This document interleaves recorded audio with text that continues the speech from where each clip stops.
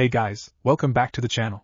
This is a story about what if Naruto returns from training cold naruhina. Before I start, please support for more amazing content, and do consider subscribing to my channel and share this video with your friends. This is written by Lulu-chan25 and link in description and support writer. Let's start the video. Getting serious. The sounds of laughter, crying, screaming, and some children shouting in complete joy were being shared around the academy. Children were hugging their parents and laughing. Some were crying tears of joy. What was being shared by the children and their parents was a very touching moment.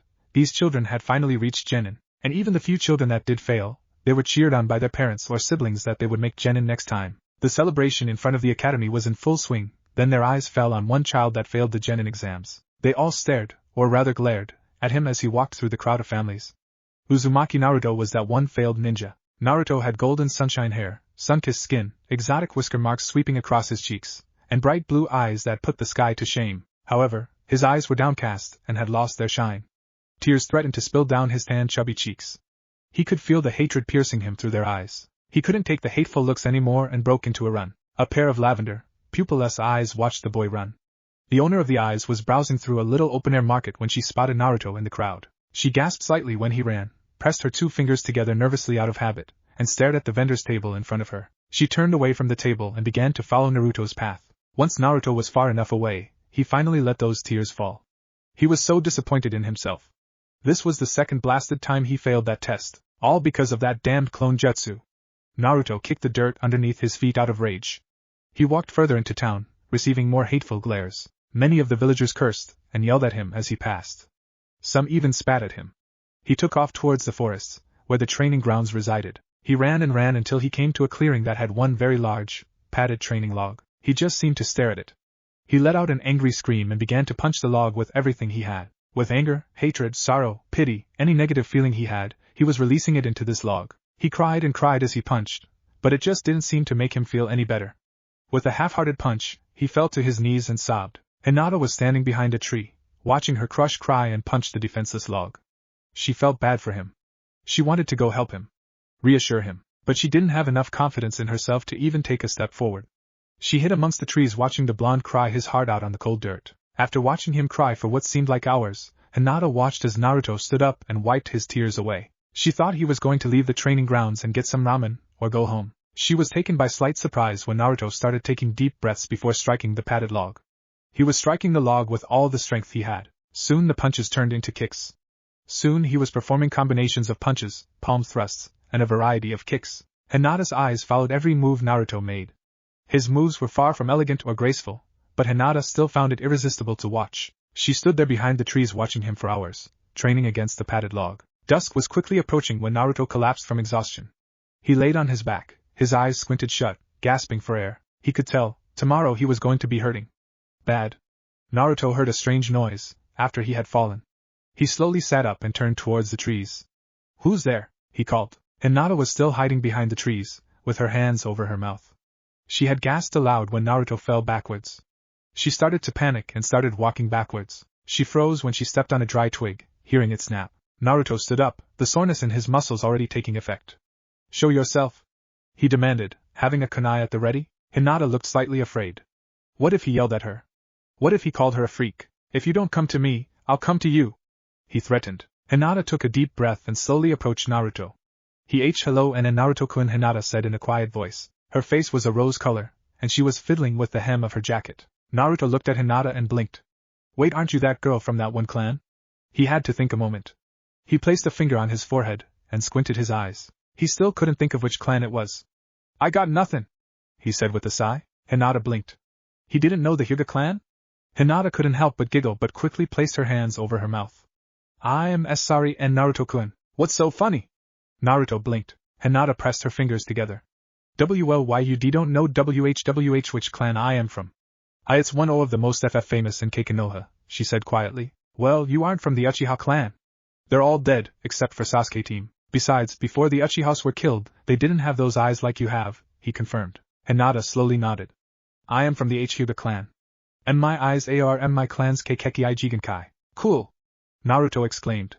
"I learned about the Uchiha clan's Sharingan from the academy, and from Sasuke team bragging about how he'll one day obtain the Sharingan," he said, mocking Sasuke. Hinata giggled at Naruto's antics. Naruto smiled. "So why were you watching me?" Naruto asked. Hinata grabbed the hem of her shirt and fiddled with it. She wasn't sure how to answer that. Well? He asked, crossing his arms, tapping his foot impatiently. Hinata swallowed hard, and took a deep breathing before speaking. I saw you in town. Why you looked so upset. I followed you to see if why you were okay, she said, looking at her feet. I'm sorry, she added, bowing to him. Naruto stared at Hinata in shock. No one had ever come to check up on him if he was upset. And she was bowing to him? This was something Naruto never experienced. No, it's okay. I'm sorry for thinking you were going to attack me, he said, rubbing the back of his head sheepishly. Hinata blushed, smiling slightly. Here she was, talking to Naruto. She was having an actual conversation with Uzumaki Naruto. She was still smiling on the outside, but on the inside she was dancing. Naruto looked at Hinata and blinked. She was smiling. Not directly at him, more so at the ground. But she was smiling. She also stuttered a lot. Her face had been red since the second they met, and she seemed rather anxious when she spoke. She was rather weird in his eyes. Well, I have to go. I promised the old man I'd meet him at Ichiraku's for dinner, Naruto said, starting to walk off. Hinata's eyes widened. And Naruto-kun, Hinata called out. Her face grew hot and red. She called his name, when she really didn't mean to. Naruto stopped and turned to face her. Yeah? Hinata panicked. What was she supposed to say now? Is this where you train? She asked, pressing her forefingers together. Yeah. I come here all the time to train. Why? He asked. Will you be here tomorrow? She asked quietly. She wanted to see him more. Yeah. Why do you want to know? He asked. This girl is really weird. Is it can may I train with you? She asked in a very soft voice, looking at her feet. She was almost embarrassed to ask. Can you say that again? I didn't hear you, he said, cupping his hand behind his ear. Can I train with you? She asked a little louder. Naruto was shocked. This weird girl wanted to train with him? She wanted to train with him. Nobody had ever offered to help him train, let alone train with him. Naruto just couldn't refuse her offer. Yeah. Naruto was smiling from ear to ear. I'll see you tomorrow, he exclaimed, running off with a wave. Hinata watched him run back into the forest. She stood there staring at the spot where Naruto disappeared, looking almost dumbfounded. And Naruto-kun is going to train with me tomorrow. It's going to be almost like Hinata's face became a deep red. Almost like a date. Hinata squealed aloud. She was rather glad her father wasn't there to see her. She would have been scolded and possibly slapped for performing such an immature gesture. She looked towards the sky and decided it was time to head home. Supper would be ready soon, and her father would be most angry if she were to return after dinner was served. Hinata walked back into the village with a smile on her face. She couldn't help it. She broke off into a run back to the Hyuga compound. She was just so happy. She spoke with Naruto today, and tomorrow she was going to be training with Naruto. She raced home, smiling all the way. When she finally reached the compound, the smile was still gracing her lips. As she entered the premises, she saw several of the clan members in the courtyard training. As she walked through the courtyard, the clan members gave her a respectful bow before resuming their training. She hated it when the other members bowed to her. She may have been the heiress to the Hyuga clan, but she didn't like how the main family was always so cruel to the branch family. Whenever a branch member passed her sister, her father or herself, they were to bow or risk being punished. She nodded to them, giving them a soft smile. A majority of the branch family adored Hinata. She was like her mother Hitomi. They were both quiet, gentle, warm, and caring. They were also similar in looks. They had eggplant-colored hair and beautiful light lavender eyes filled with kindness, not hatred like most members of the main family. Before Hinata made her way into her home, she noticed her cousin among the other branch members. He was standing tall, wearing a Konoha Hittite proudly around his forehead. Her cousin Neji was one of the graduating students in this year's class. He was considered a genius.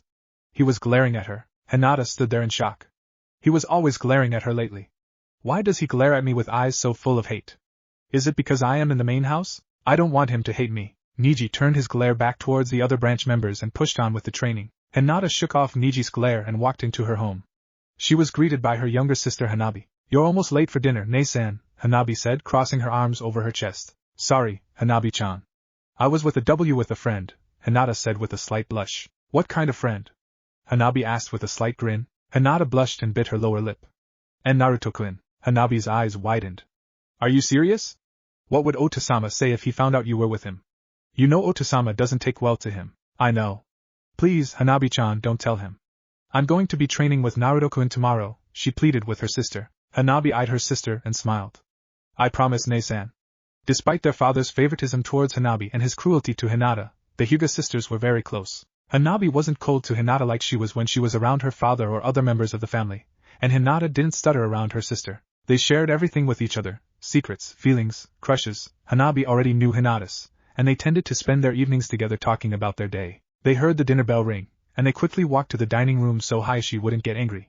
They sat on their designated sitting pillows and waited. After waiting several moments, Hayashi walked in and sat on his sitting pillow, not looking towards his daughters. A few moments later their food was presented to them, gyudon, tempura vegetables, and miso soup. A typical dinner in their household. Hanabi and Hinata waited patiently until their father took the first bite of food. Soon, the family of three were all eating. After a few moments of silence, Hayashi spoke. Hanabi, tomorrow I shall be working on your juken style. You are progressing well, he said, sipping his soup. Hinata, he continued with a stern voice. Oto-sama? She asked quietly. I implore you to work on your juken style. It is below par, he said sternly. I'm sorry, Oto-sama, she said, hanging her head. The elders and I have spoken about your abilities and skill level. We have decided that this will be your last chance. If your skills are not up to par for your age by your graduation date in the academy next year, you will be stripped of your title as heiress, he stated, folding his arms over his chest. Hinata was surprised. She knew that her self-confidence wasn't the best, and it affected her shinobi skills, but she didn't think it would come to this. She really wanted to become the head of the Hyuga clan. If she did, then she'd be able to drastically change things. IP promised to become strong, Oto-sama. I won't let you down, she said, looking at her food. She clenched her fists on her lap. She would get stronger. She would for herself, for her clan, and for Naruto-kun. After dinner, Hinata and Hanabi excused themselves, and ended up in Hinata's room. What are you going to do, Nei-san? I know it's your dream to be head of the clan and change things. How are you going to get stronger? She asked. I don't know, Hanabi-chan. Training with Naruto-kun may help. He's very strong, but Nei-san, he's failed the genin test twice. How strong could he be? If I train with Naruto-kun, maybe I can get stronger, Hinata said with a nod. I will grow stronger, You just need to believe in yourself, Nei-san. Hanabi said, placing a hand on her older sister's shoulder. Yes. Thank you, Hanabi-chan. Naruto sat on his usual stool at Ichiraku's ramen stand. His teacher Iruka was with him. Naruto, you really need to start taking the genin exam seriously. You need to start taking training seriously. He scolded. Of course, Naruto wasn't listening. He was too wrapped up in his sixth bowl of ramen. But a wukathenthii! Naruto exclaimed. Swallow before you speak, Naruto, Iruka said, rubbing his temples. This child could be so hopeless sometimes. Naruto did as he was told and swallowed all the noodles in his mouth before speaking again. But Iruka-sensei. I was being serious. I tried my hardest and I couldn't do it, he exclaimed, slurping the broth from the large bowl. Iruka sighed. Listen, Naruto, I really do want you to graduate, but I don't think you're trying your hardest.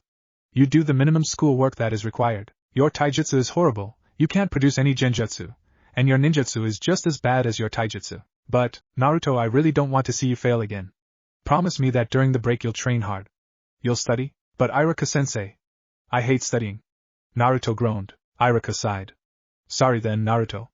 If you don't study and don't train hard, you won't be able to become Hokage, he stated bluntly.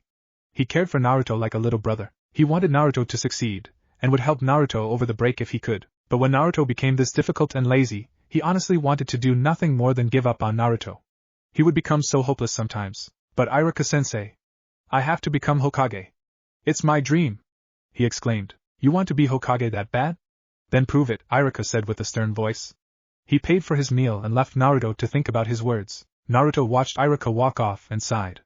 Maybe Iruka-sensei is right, maybe I should be more serious about my training. I slacked off so much last break that I was way far behind the other students. Something bothering you, Naruto-kun? I am, the owner's daughter asked. Oh hey, I am Nichin. Just thinking, he said quietly. What about? Well, right now, my skills are nowhere near where they should be. I need to study and work harder, but it's so hard and boring, Naruto whined. Well, you know how I make studying easier? I study with a friend. To me, it's more fun, she suggested with a smile. Naruto thought for a moment. Yeah, it would be. Wait a minute, that weird Hyuga girl said she wanted to train with me tomorrow. Maybe she'll train with me over the whole break. Naruto stood up, pulled out his froggy wallet, and paid Iam for his meal. Thanks, Iam Nichin. See you later, he said with a large smile before running back to his apartment. He was honestly excited about tomorrow. Hinata woke up just before dawn. She quickly dressed in her normal attire, her black shinobi capri, black t-shirt, and her cream-colored jacket. She made her way towards the kitchens to make bento boxes for Naruto and herself. She was very thankful her father allowed her and her sister to not attend breakfast or lunch with him, or with members of the main family. As she walked in, there were the branch family cooks cooking breakfast. They bowed their heads to Hinata, who smiled in return. The cooks were used to Hinata's presence in the kitchen. It wasn't unusual for her to be in there making her own breakfast, or lunch. Hinata spent the next several hours making 2 delicious lunches that she prayed Naruto would enjoy. Once the meals were in their respective bento boxes, she waved to the cooks and quickly left the kitchens with a bright smile. She reached the front door and placed on her ninja sandals. She thanked Kami-sama that she didn't run into her father. If she had to explain why she had 2 bentos, and why she was leaving this early, she wasn't too sure what she would tell him. She walked through the streets of Konoha, noticing that many shops and restaurants were just opening up. She headed through the forest to the training ground she was supposed to meet Naruto at. The closer she got, the more nervous she became. Her face became slightly pink, and she could feel her heart begin to pound. As she stepped out of the forest and into the clearing of the training ground, she noticed Naruto wasn't there. She blinked. She looked up towards the sky and realized it was just after sunrise. Realizing she was early, she decided to start her training. She placed the lunches by one of the 3 training logs and took her normal fighting stance. She took several deep breaths before striking the padded log with her palms. Naruto woke up with a groan. He let out a huge yawn and pulled off his nightcap. He got up out of bed with another yawn and stretched. He reached up in the air, then bent over and touched his toes. He let out a sigh and smiled. All right. Today I'm going to get serious. He turned to his clock and gasped, Aya! I overslept. He raced to his closet and began to tear off his clothes. He quickly put on his orange jumpsuit and sandals. Stupid, friggin' alarm clock. It can never go off on time. He yelled. He got out of his apartment, locked it, and raced to the training area. When Naruto finally got there, he saw Hinata striking the padded log with as much strength as she could muster. Naruto watched her for a few minutes before he approached. Hey, Naruto said, somewhat embarrassed about being late. Hinata gasped softly and turned around. And then Naruto-kun hello, sorry I'm late. My alarm didn't go off. Kind of a lame excuse, but I swear it's the truth. He exclaimed loudly. Hinata giggled slightly. It's okay, and Naruto-kun. I haven't been here too long. It was a lie. She had been there for a little more than 3 hours, but it wasn't a total loss. She was able to train on her own for a little while without any distractions. I know this sounds bad, but I didn't catch your name yesterday. What is it? He asked, folding his hands behind his head. Hinata blushed slightly and pushed her forefingers together. It's Hinata. Her voice was almost a whisper. Hinata? That's a nice name, he said with a smile. I saw you were already training without me. You looked really good. Hinata went a bright red. He said I looked really good. Hinata couldn't help but let a small smile grace her lips. So I kinda went to the library last night and checked out some scrolls, he said, pulling about 6 scrolls out of his jacket. I didn't know the LL Library was open at night, she said looking at the scrolls in his hands. They aren't. Hinata blinked. Why you stole scrolls from the LL Library? Hinata was a little shocked. Why would he steal scrolls when he could just check them out? The people at the library don't like me because I pranked the place so much as a kid. So I've been banned from going in there, he said, rubbing the back of his head. It wasn't a total lie. He was banned, but he had no idea why. The librarians would never let him get past the front door without shouting at him to get out or calling him a demon. Anyway, these scrolls have some of the basic chakra control and taijutsu styles, he said, opening a taijutsu scroll. There were so many styles. Hinata looked at him and slowly took a chakra control scroll. They seemed to sit and read their scrolls for hours. What Hinata read, it seemed to get her thinking. In the Juken style, we aim for precision, but we tend to use more chakra in case our aim is off so we can still shut down Tenketsu. From what Otosama taught me, Hyugas are great at chakra control, but we aren't masters. She continued to read about simple chakra control exercises, leaf concentration, walking on trees, and walking on water. She nodded as she read and continued down the scroll. Naruto was reading over the different forms of taijutsu styles. There are so many styles: crane, tiger, panther, snake, dragon, monkey, mantis, lotus. How do I figure out which one belongs to me? Well, let's start with crane. Crane style. The crane style embodies elegance, patience, and evasion. The crane style is more of a defensive style of taijutsu, rather than offensive. Tiger style. The tiger style is one of power, directness, and simplicity. For the tiger style, footwork is minimal, only being used to interfere. A tiger style user must have good ground contact to develop its power.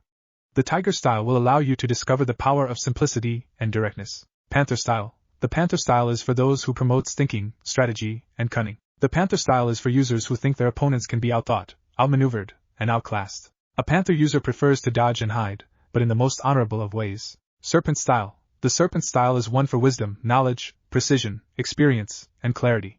The serpent style isn't one for offense, nor is it one for defense. It is a style of order and control, not of random strikes. It is a style of power without violence, speed without haste, and knowledge without dominance. Naruto read the first 5 styles and none of them seemed to fit him at all.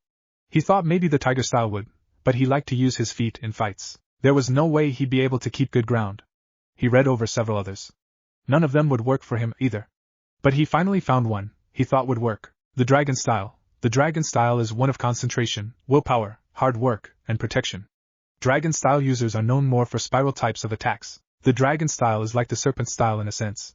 It isn't one for offense or defense. The dragon style is one for creating peace, harmony, and safety. Naruto read the basic information on the dragon style and smiled. This sounded perfect.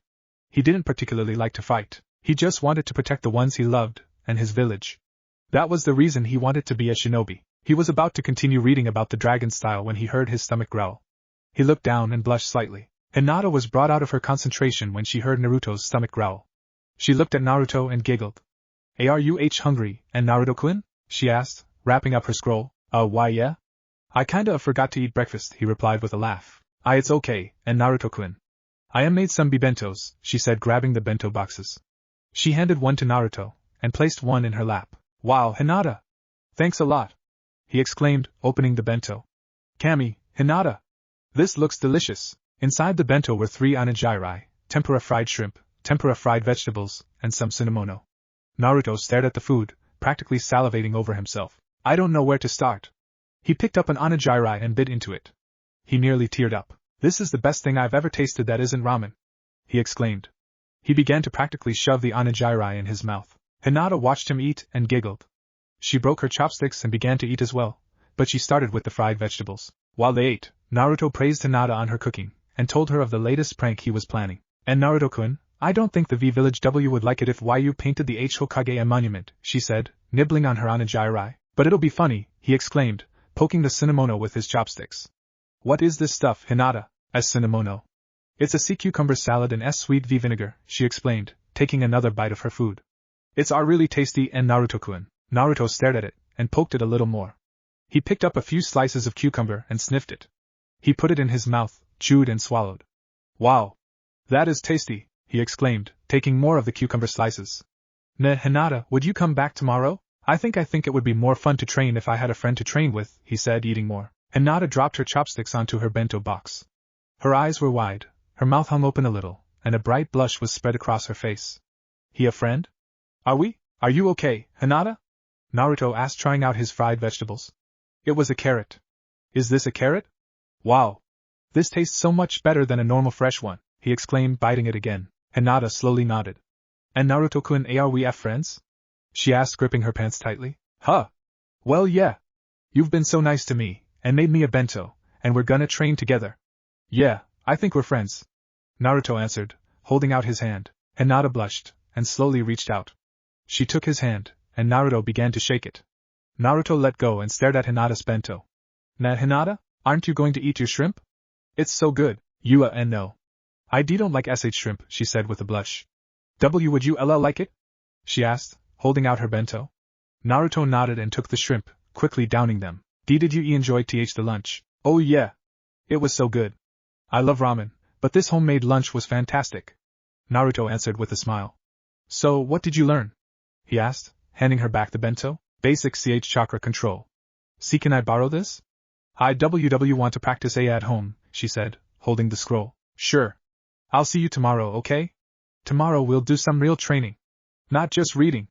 Bye, Hinata, he said, running off with a wave. Hinata blinked. He was so spontaneous. She giggled lightly. She looked on the ground and grabbed a leaf. Hinata remembered what she read about the leaf exercise. Channel chakra to the point where the leaf is.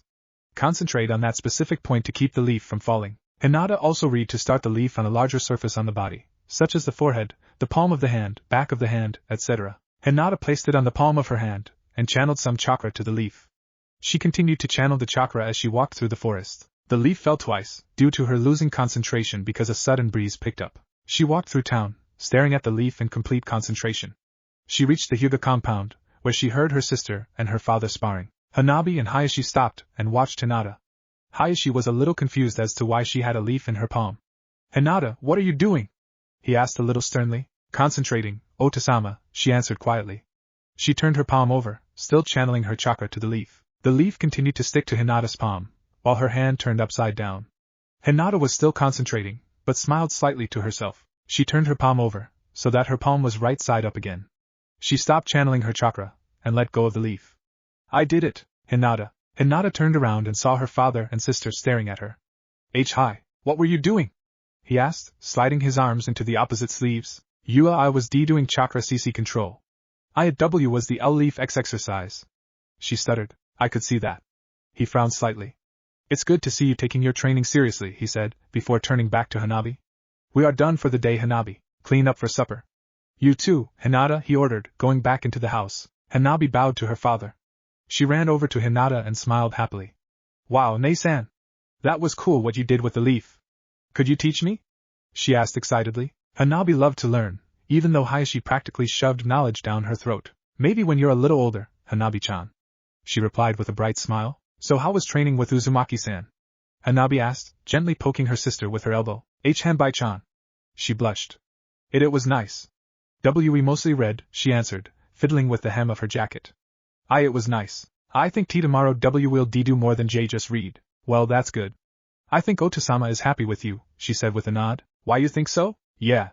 He didn't sound quite so cold when he spoke to you. She nodded. Come on, Nei-san. I want a bath. She exclaimed, tugging Hinata's arm. Naruto was back at Ichiraku's eating a bowl of pork miso ramen. The third Hokage was sitting next to him, eating some vegetable ramen. So, Naruto, the library was broken into. Do you know anything about it? Sarutobi asked, eyeing Naruto. Yeah, it was me, he said, slurping more noodles. I wanted some scrolls to study. The librarian wouldn't let me borrow them. Why not? I sent them a letter saying you were allowed in the library. He was shocked.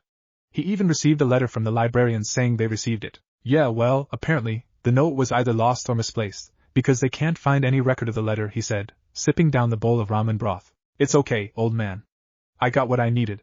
You know, for the most part. He patted his stomach, content and full. Sarutobi's face darkened. He was rather upset that the librarians misplaced his letter, and were keeping Naruto out of the library. He would have to talk to the librarians. Anyway, Naruto, why did you want those scrolls? Well, me and this girl named Hinata are training together. I figured I could borrow some scrolls to help our training. Sarutobi was shocked. Not only because Naruto was taking his training seriously by borrowing scrolls, but because he was training with the one person that cared about Naruto more than anyone else. Well, Naruto, I'm glad for you. I wish you luck in your training. Now, if you'll excuse me, I must get home. My grandson is waiting for me. Sarutobi paid for both his meal and Naruto's and left the stand. Bye. And thanks, old man. He waved. Naruto thanked Ayame and Tuchi for the ramen and went to his apartment. He opened it up and went to his room. Dropping the scrolls on his bed, he began reading again. He read more about the dragon style, and the other scrolls he had on basic chakra control. He would pass this coming year. He wanted to get stronger, and be smarter. He would do it. He had to. Over the next several days, Hinata and Naruto met at their training grounds to continue their basic training. They would either read or practice what they had read. Naruto took to the dragon style like a fish to water. It was like the style was made for him, the moves flowed from his body so naturally. Hinata was also improving. The girl was able to move the leaf around her body. She wasn't able to keep her concentration for long. Moving the leaf around her body, while keeping it stuck to herself, used more chakra than just keeping the leaf from falling. She could move the leaf up her arm and up to her forehead, but that was when her concentration would break. Today, Naruto was going to test his dragon style on Hinata in a sparring match, and Hinata was going to help him with his chakra control. Their plan was to work on Naruto's chakra control first. Alright Naruto-kun.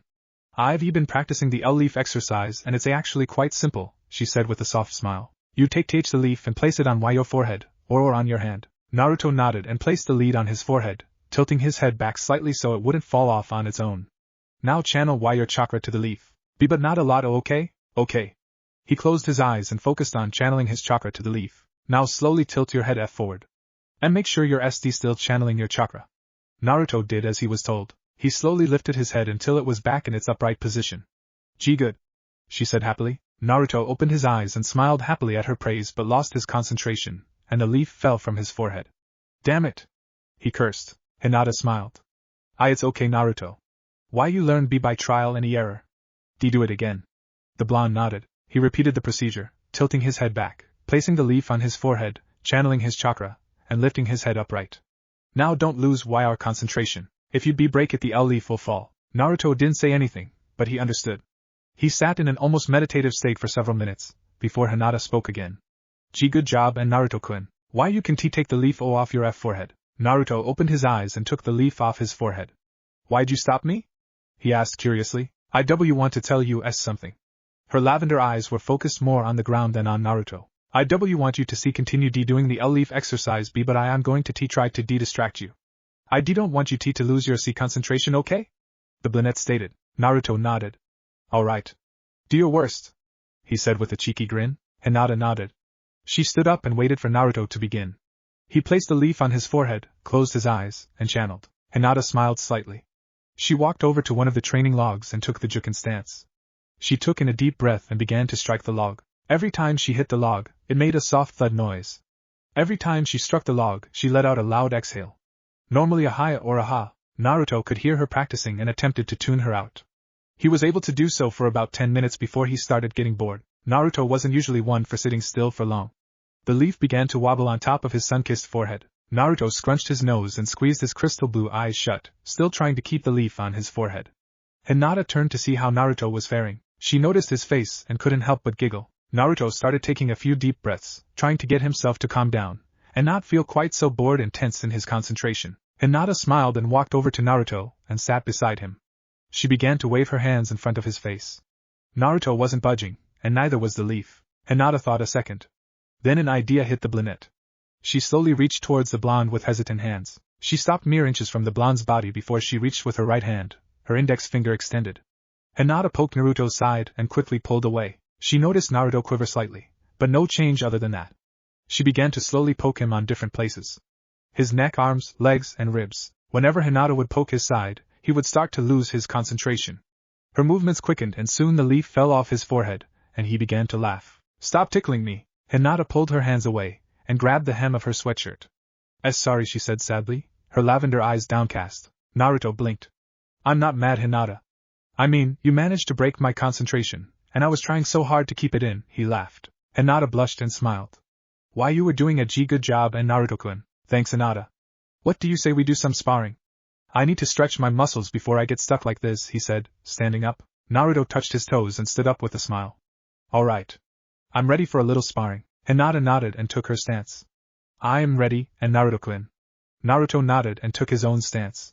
He took a deep breath, trying to recollect what he had learned. Okay, shall we establish rules first? Hinata nodded. Alright. Obviously we'll hold back. I don't want to seriously hurt you and I don't need to be seriously hurt. He chuckled nervously. No punches to the head or below the belt if you know what I mean. Naruto blushed. He wasn't the only one. Hinata's face was redder than a tomato. Are we good? Hinata nodded. Alright. He took a deep breath once more before charging at Hinata. He threw the first punch, and Hinata quickly countered the punch with a palm thrust. In the Juken style, one usually counters with another strike. Those who choose to dodge rather than counter are usually more flexible than the average person, so their feet can remain firmly on the ground. Naruto then brought up his knee to strike her in the stomach. Hinata brought her palm down and struck the top of Naruto's knee. Naruto gasped and backed up a few steps, holding his knee. It hurt. Normally a strike to the knee didn't hurt so much. Wow, that was a powerful strike. He began to move and flex his knee to get some feeling back in it. That's the Juken style, Hinata said with a small smile. Awesome. Maybe you could teach it to me, Naruto said excitedly. I don't think so, and Naruto-kun. The Juken style is a taijutsu only known by the Hyuga clan, Hinata said, straightening up. I am trying to get better at it. Well, you're already good. Naruto exclaimed. Oh. Well, thank you. Hinata blushed and pushed her forefingers together. It's a very SP special style. The Juken style targets P pressure points and T tenketsu. It tends to render an opponent helpless. How? Naruto blinked. Why your knee, for example. I struck a P pressure point in your knee, temporarily numbing it, correct? Hinata asked quietly. Well, yeah. I can feel it now. It's a little sore, but yeah, it was numb. Hinata nodded slightly. The Hyuga clan were taught how to target P pressure points at a young age. Or Kekkei Genkai allows us to see tenketsu to stop chakra flow through your body. Naruto stared at Hinata in disbelief. No way. Remind me to never make you mad, Hinata. He laughed. Hinata giggled. Oh, okay, Naruto-kun. Now, shall we continue? She asked, taking her stance. Naruto nodded. Yeah. Just try not to paralyze me, he joked. Hinata nodded, and the two continued their sparring match. After several hours of non-stop sparring, Naruto was laying on his back, drenched in sweat. His chest rose and fell rather frequently with labored breath. He turned to Hinata, who was sitting next to him and rather sweaty as well. You're really strong, the blonde panted. You think so? Hinata asked. She was gasping for breath just as much as the blonde, blue-eyed ninja next to her. Yeah. Naruto sat up and smiled. You were great, Hinata. Your style is so awesome. I'm gonna be bruised and sore for a week. He nodded. Hinata blushed. She couldn't believe Naruto was praising her so much. She blinked and looked over at Naruto when she heard his stomach growl. Naruto blushed himself. Guess I worked up an appetite. Hinata giggled. She gasped when she heard her own stomach growl. She quickly covered her stomach with her hands and blushed brightly. Naruto laughed. I guess you're hungry too. Come on, Hinata. Let's get lunch. My treat, he said happily. Hinata stared into the crystal pools on the beautiful sun-kissed face of her crush. Her face was as red as a rose. She couldn't believe he was asking her to lunch. Oh my, he asked me on a date. Hinata slowly nodded. Great. Let's go. He quickly jumped up to his feet. Just the thought of ramen instantly energized the blonde. He helped Hinata up and happily led the way. Hinata was getting increasingly nervous. The closer they got to town, the more she felt like running away. Her heart was beating out of her chest. How am I going to stay conscious if I continue to act like this? My heart is beating 1,000,000 miles a minute, and my face is hotter than the sun. There is no way I can do this. Look, Hinata! There it is! Naruto exclaimed. Hinata took in her surroundings. They were already out of the forest? How could she not have realized it? Hinata saw Naruto run ahead of her and sit down on a chair at a small stand. She slowly walked up to the stand and sat beside him. What is this place, and Naruto-kun? Hinata asked. Her lavender eyes roamed the small food stand. It was rather plain and a little run-down, but the aroma emitting from the kitchen was heavenly. This is Ichiraku's. The best place ever to eat ramen. I love this place so much, he said in a slightly dreamy tone. Hello, Naruto, called Ayam. Oh, you brought a friend. Welcome to our stand. The woman bowed. Thank you, Hinata said, bowing her head to the girl. I'm Hinata Hyuga, Hinata added shyly. The girl gasped. Hyuga? Thank you for choosing our small restaurant to eat at, Hyuga-sama. My father and I are honored. Never before had a Hyuga eaten at Ichiraku's. Yup. That's Hinata. We've been training together for the past several days, Naruto said with a smile. Hey, old man. Naruto waved to Ayam's father. Naruto. It's good to see you, my boy. And who is your friend? He said, turning to the brunette. This is Hinata. She's my new friend. Naruto practically shouted. Can we order now? Naruto asked, practically salivating. Naruto. Don't be rude. Maybe Hinata-san would like to chat before her meal. Ayam scolded. Naruto mumbled an apology.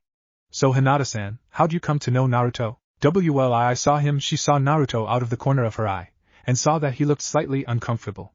I saw him training one day. I didn't mean to spy. He saw me watching and we struck up a conversation, she lied. Well, part of it was a lie. She did spy, and he was training when she was caught. But this girl didn't need to know about Naruto's breakdown. He asked to train with me, and we became friends, she said with a slight blush. Naruto nodded. She's also a good cook. She made me a bento box once, and I swear Ayam-chan. Her cooking might stop me from coming here for every meal. The blonde exclaimed. Tuchi, Ayam's father and the owner of Ichiraku's, came out of the kitchen. Really? He asked. He was listening in on the conversation. You must be one hell of a cook to keep Naruto from coming here for a meal. Tuchi smiled. He loved Naruto, and the boy was his best customer, but he was honestly happy that Naruto had made a friend and wasn't living off ramen for every meal. So kids, what do you want? He said with a smile. I want some pork miso ramen. Naruto shouted happily. Hinata silently giggled at the blonde's enthusiasm over ramen. She took a quick glance over the menu, before looking up at Tuchi. I would like some curry chicken ramen, please, she said with a small smile. Tuchi smiled. Coming right up. He walked into the kitchen and began preparing his food. Ayam leaned over the counter and whispered into Naruto's ear. Naruto-kun, perhaps you shouldn't order too much ramen. 2 to 3 bowls maximum. Why? Naruto whined. Because you don't want Hinata-san to see you eat that much. She could think of you as some sort of disgusting pig and not want to be your friend because of the way you eat. Ayam explained. Naruto's eyes widened. He couldn't lose Hinata as his friend. She was his only friend. He looked at Ayam and nodded. Naruto turned to Hinata. The lavender-eyed girl was sitting patiently in her seat, gently swinging her feet to and fro. Hinata?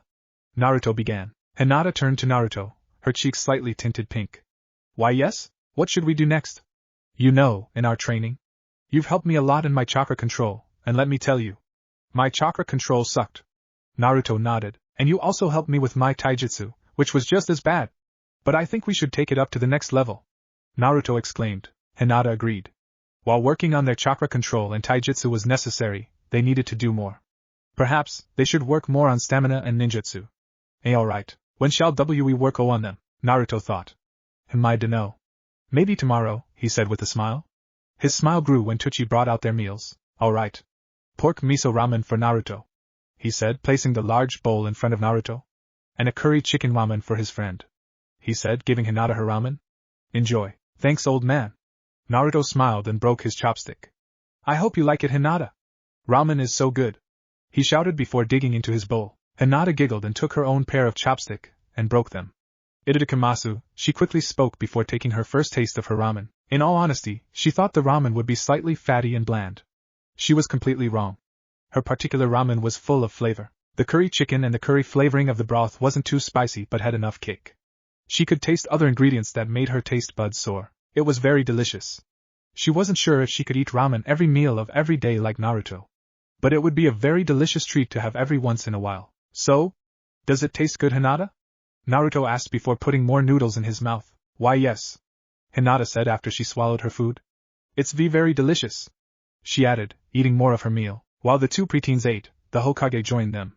He was looking in his crystal ball, and saw the two at Ichiraku's. He figured a little visit and officially meeting Naruto's first friend was a good idea. He sat with the two children as they ate, joining them in their conversation. The two preteens ate their meals happily. Naruto would talk about pranks he's pulled in the past. Currently he was telling a prank he pulled on the Hokage. It was so funny. I totally put ink in his tea, and after he drank his tea, he had a black ink mustache. He couldn't get it off for a week. The owners, and Hinata, laughed along with Naruto. Even the Hokage chuckled. It was rather embarrassing, especially since he had a very important meeting that day, but it was also humorous. Hinata! Came a sharp tone. Hinata froze. Naruto, Hiruzen, I am, and Teuchi looked towards the voice. Hinata, however, couldn't turn around. Hinata. What are you doing here? Hey! Don't talk to Hinata like that. She's eating lunch with me. Is that a problem? Naruto growled. The man frowned. I shall speak to my daughter in any way I see fit. Hinata! Tell me. Why are you with this delinquent? Hayashi chose his words wisely. Hiruzen frowned. Hayashi. I do not like that tone you are taking, especially to your daughter. Forgive me, Hokage-sama, he ground out. Hinata. Come. We're going home, he commanded. Hinata slowly got up. She glanced at Naruto with apologetic eyes, before walking to her father. Her lavender eyes were fixated on the ground. She wouldn't dare look up at her father. Good. We're going home. He bowed to the Hokage, and Hinata did the same. Then they left. Naruto blinked and looked at Hiruzen. Hey, old man? Who was that? Naruto asked. Hyuga Hayashi. Head of the Hyuga clan. He's very stern and cold. He used to be more genuine and gentle. He changed when his wife died, Hiruzen explained. Naruto turned back to the fading figures of Hinata and her father. Don't worry, Naruto. I'll go check on Hinata later this evening. Deal? Naruto hugged Hiruzen and yelled a thank you. Hiruzen chuckled and ruffled Naruto's blonde hair. When Hayashi and Hinata reached the Hyuga compound, Hayashi wasted no time in dealing with Hinata. How dare you? He yelled. You dare go near that boy. His yelling quickly gained the attention of surrounding Hyugas, including Hinata's cousin, Neji. Hinata flinched at the tone of voice. She wanted nothing more than to cry, but she knew better. Hinata just stood there and waited for any more yelling that might come her way. Hayashi crossed his arms over his chest and glared down at his daughter. You will tell me why you were with that demon. Naruto-kun isn't a demon. She spoke. She flinched seeing the harsh glare her father was giving her. Wrong answer, he growled. Tell me. Why were you with him? He was willing to unleash more wrath upon her if she did not talk. Naruto-kun invited me to lunch, she stated bluntly, with no stutter or fear in her voice. When her father became harsh towards her, Hinata went into an emotionless state of mind, so she could handle the abuse. Hayashi was growing angry. You will not see him again. Let me repeat that. You will not see him again, and you are confined to the compound until you have learned your lesson, he commanded. Hinata muttered a quiet, yes, Oto-sama, and Hayashi went to his room. She turned to the others and gave them a kind smile. Forgive me for that horrid scene. Hinata bowed to the other Hyugas before retreating to her room. Once she shut her door, she slumped to the ground and finally let the tears she had been holding in fall freely. Why? Why does he hate me? Why doesn't he want me to see Naruto-kun? Hinata sat there, silently crying into her hands. Hinata jumped when she heard a knock at her door. She quickly wiped the tears from her eyes and took a deep breath before opening the door. Her lavender eyes widened. And Neji and I-san? Neji nodded. Good afternoon, Hinata-sama, he said with a slight bow. May I come in? I wish to speak with you. Hinata stepped aside and allowed Neji to enter her room. Hinata's room was very simple. Most of the room was beige, like all the other rooms in the compound. However, Hinata had added her own personal touches with lavender bedding, some fresh orchids by her window, and 2 pictures. One was of her family, her father, mother, infant sister, and herself. The other took Neji by surprise. It was a picture of Neji himself and Hinata as children, before his father was killed. Neji turned to Hinata and took a deep breath. You held yourself well, Hinata-sama. Hinata blinked. Was Neji complimenting her? I don't know what I would have done if my father. Neji stopped, unable to finish the sentence. You stood ground against Hayashi-sama. You were strong, a word I would not have used to describe you. Hinata stared at her cousin for a moment, then smiled and took his hand. Neji-nizen, may I ask a favor of you? You may, he said with a small nod. You're very strong, and very intelligent. Why you've been called a genius? Please help me train, the brunette requested. Neji was taken back by her request. Please Neji-nizen. I know my strength isn't that great. I've been trying but I will never match your skill on my own. I want to be able to go into the A Academy this year and be already. I want to be confident, and not so timid especially about my power, Hinata said with a sigh. She wanted to be strong, she just needed help. Neji looked at his cousin and nodded. Yes, I shall help you with your training. I do have missions that require my attention first, but once I am sent back home, I shall help you with your training. That reminds me Neji-nizen. What is your team like? She instantly noticed the haunted look on her cousin's face. And Nizen? Neji quickly returned his usual stoic face.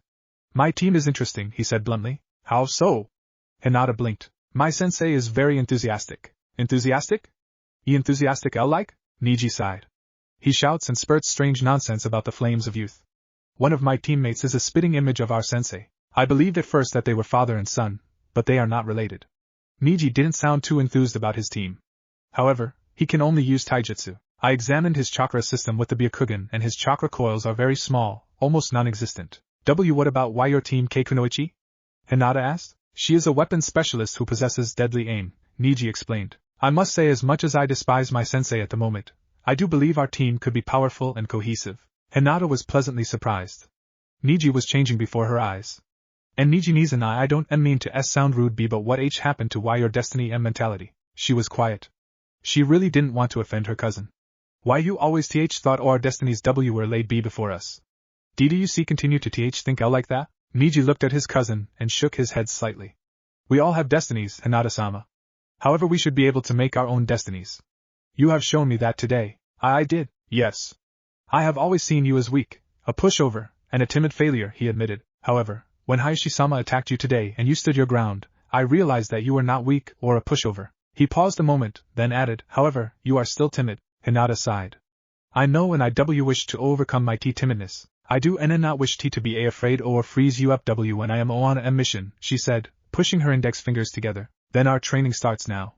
Before we work on stamina or your juken style, we will work on your stutter and your timidness, he said firmly. If you stutter when to speak to me, you will have to perform some sort of physical exercise and it will not be pleasant. It will not be easy, Hinata-sama, and I will not go easy on you. Of course, she said firmly.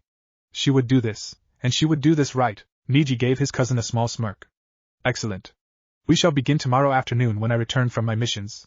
He bowed to his cousin and turned to leave. Neji-nizen! Hinata called. Neji turned around and made eye contact. When we're in training, you don't have to call me Hinata-sama. Hinata is fine. She struggled, but she managed to not stutter. Stuttering had become a force of habit. Neji nodded, bowed again, and left. Hinata smiled slightly to herself before leaving her room. She wasn't going to hide from her father, or the rest of the clan. She would walk out with pride and confidence. Well, as much pride and confidence as she could muster. As Hinata walked out towards the courtyard, she saw her father speaking with the third Hokage. I wish to speak with you and your daughter, Hayashi, Hiruzen spoke.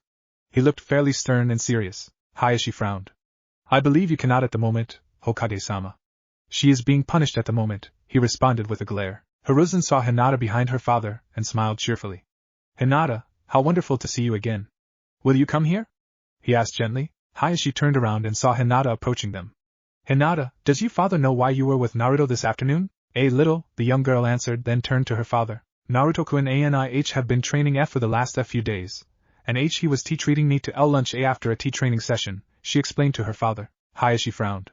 You were training with that boy? Hinata noticed her father almost let slip a word he did not want to say. And it didn't go unnoticed by Hiruzen either. Yes, we've been training together and I've already gotten stronger, Otasama. We shall see about that, Hinata. He turned back to Hiruzen. If that is all you wish to discuss, Hokage-sama, I will return to my home. Actually, I want to talk to Hinata alone. Hiruzen noticed Hayashi's anger. Hayashi gave a small grunt before walking back to his home. Hinata, did he do anything to you when you came home? Hinata stared at the Hokage for a few moments before hanging her head and giving him a quick no. The aged Hokage stared at Hinata for a moment, then sighed. Alright, Hinata, it's okay. Also, Naruto wants to know if you're okay. Hinata's cheeks flushed, and she fiddled with the hem of her jacket. To tell him I am fine, I promise. She was nervous now, but Naruto was also worried about her. Hokage-sama? Hinata whispered.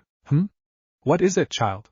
He said with a grandfatherly smile. Seeking you to tell and Naruto-kun to train hard and to get stronger, and that I'll try to see him if I can? She asked with a shy smile. Hinata felt the Hokage's hand on top of her head as he gave her a soft smile. I will, Hinata. And thank you for being Naruto's friend, he answered, his smile never wavering. I think I shall take my leave. Your father does not seem too pleased with my speaking to you. Hinata, if anything happens please come to me, he told her. Thank you, Hokage-sama, she said, giving him a respectful bow. Excuse me, Hokage-sama. I must get back to Otasama. She bowed again before turning to go back to the house. Hiruzen smiled and left the compound. As he walked out, he found Naruto waiting for him. Naruto? What did Hinata say, old man? Naruto asked, looking at him with sad, pleading eyes. She wants you to continue to train and be strong. She isn't sure when she can see you again, but she will try her hardest. She also said she will continue to train hard, he said, ruffling the boy's spiky hair. Will she still be my friend? Naruto asked quietly. Yes, Naruto. She still very much wants to be your friend. Things are just complicated, he said with a somewhat forced smile. Come, let's get you back to your apartment, and I'll explain more. Okay?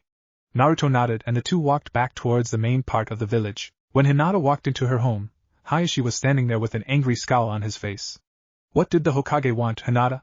He growled. He wanted to talk to me about my training with Naruto-kun, Hinata said timidly. Hayashi glared at her. It's the truth, Otasama, Hayashi growled. You are not to leave the compound again until your classes start at the academy. Understood? He roared. Hinata's eyes widened. Why yes, Otasama. She bowed to him begrudgingly and walked to her room as swiftly as she could. As she rushed to her room, her sister had taken notice of Hinata's sad face and misty eyes and quickly followed. Nei-san? Hanabi asked hesitantly. Not here, Hanabi, Hinata said quietly. When the sisters reached her room, Hinata broke down. She fell to her knees, hugged her sister, and sobbed. And Nizan? Hanabi gasped. She knelt down next to her sister and hugged her back, letting Hinata cry. What happened, Nei-san? He found out I was training with Naruto-kun, she sighed. I want to continue training with him, but if father finds out I'm afraid he won't let me attend the academy. So what are you going to do? Hanabi asked. For now I'm going to train with Neji Nizan.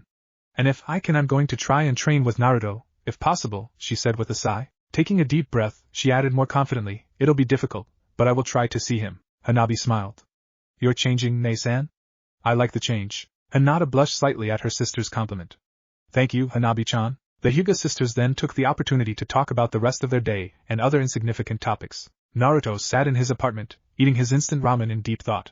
I don't understand why Hinata's dad got so uptight about her eating lunch with me. I didn't do anything wrong, did I? Naruto stared at his half-eaten ramen and made his decision. I'm gonna go ask her. He quickly downed the rest of his ramen before running out of his house. Naruto must have wandered around for hours trying to find the Hyuga compound. When he was there earlier, he had followed the old man there. He hadn't been paying attention to any landmarks on the way there or anything like that. Damn it! Where is this frickin' place? He yelled. And Naruto-kun? Came a soft voice. Naruto blinked and turned around. He saw Hinata poking her head out of a window. Hinata! Alright. I finally found your house. So what's up? Is everything okay?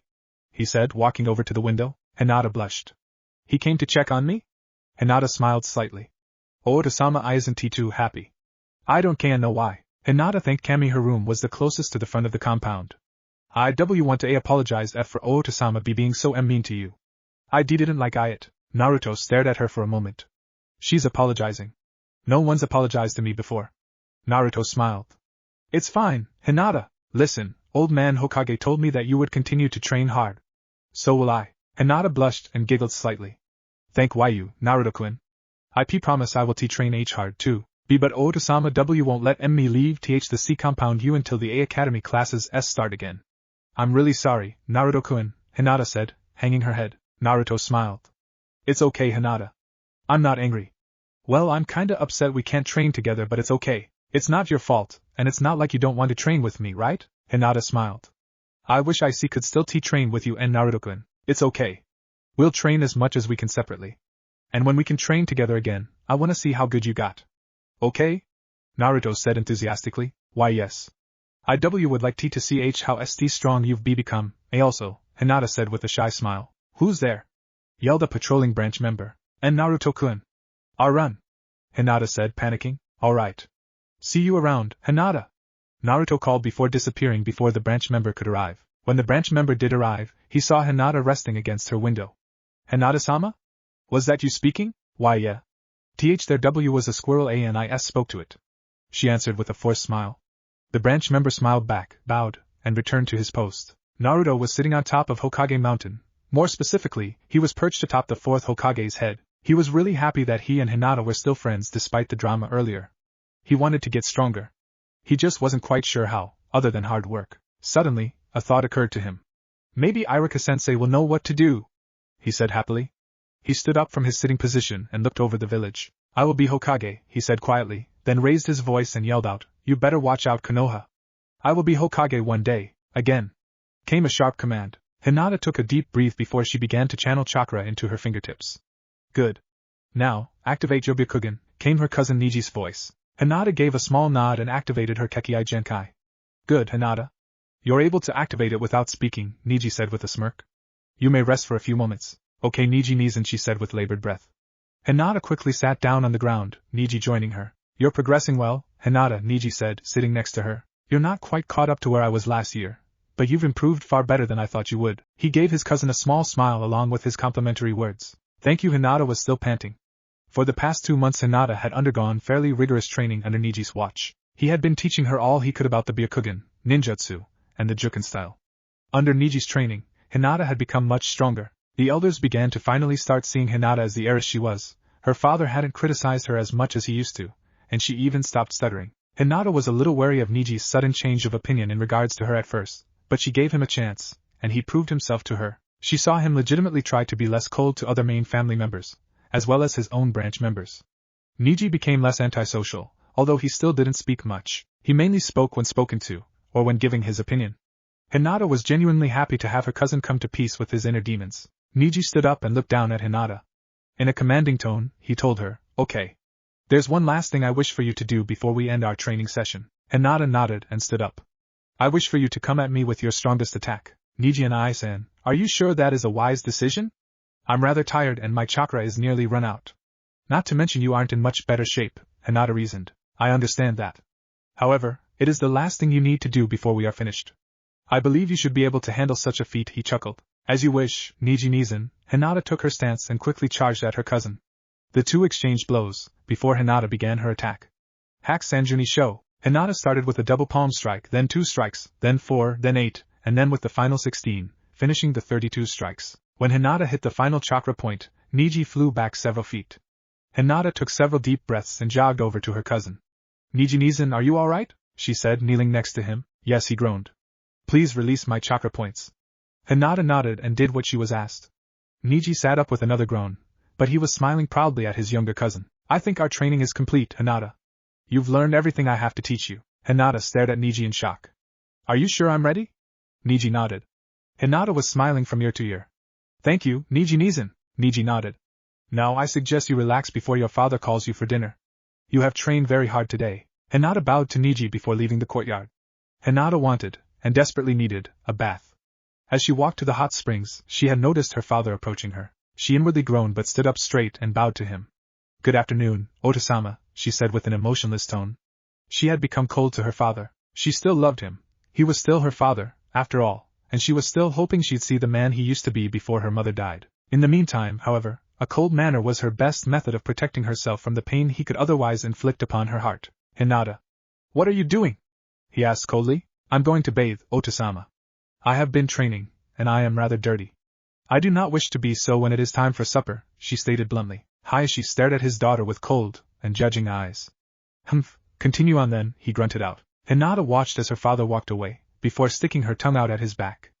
She walked into the room with the hot springs and sighed in relief. Hinata quickly walked over to some shelving and undressed. She grabbed a white bathing towel and wrapped it around her body, then submerged herself into the steaming hot water. Hinata, when she was finally sitting in the spring, let out a sigh of relief. This feels nice. Hinata soaked in the springs, easing her muscles and washing the sweat away. Hinata had noticed how her body had changed through all this training. Her stomach was flat and lean, void of any baby fat. Her legs had toned up as well. Her hair had also gotten longer.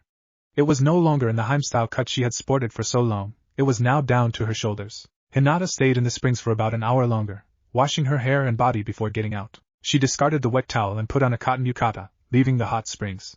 As she walked back to her room, she couldn't help but think about Naruto. I wonder how Naruto-kun is doing. I hope his training is going well. As the thought crossed Hinata's mind, Naruto was currently at his favorite spot, Ichiraku's.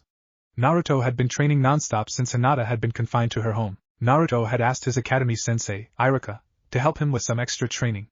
Iruka told Naruto he would love to help, but was unable to. It would seem unfair for Iruka to train him while he didn't help any of his other students unless it was during classes or school. Naruto understood, continuing his training on his own. Naruto had just finished his 4th bowl of ramen, and patted his stomach.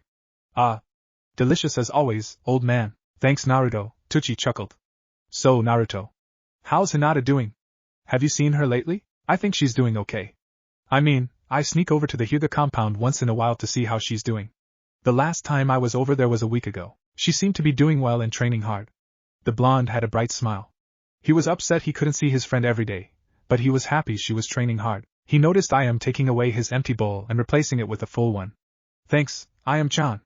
Naruto quickly began to slurp down the scrumptious noodles. Oh Naruto.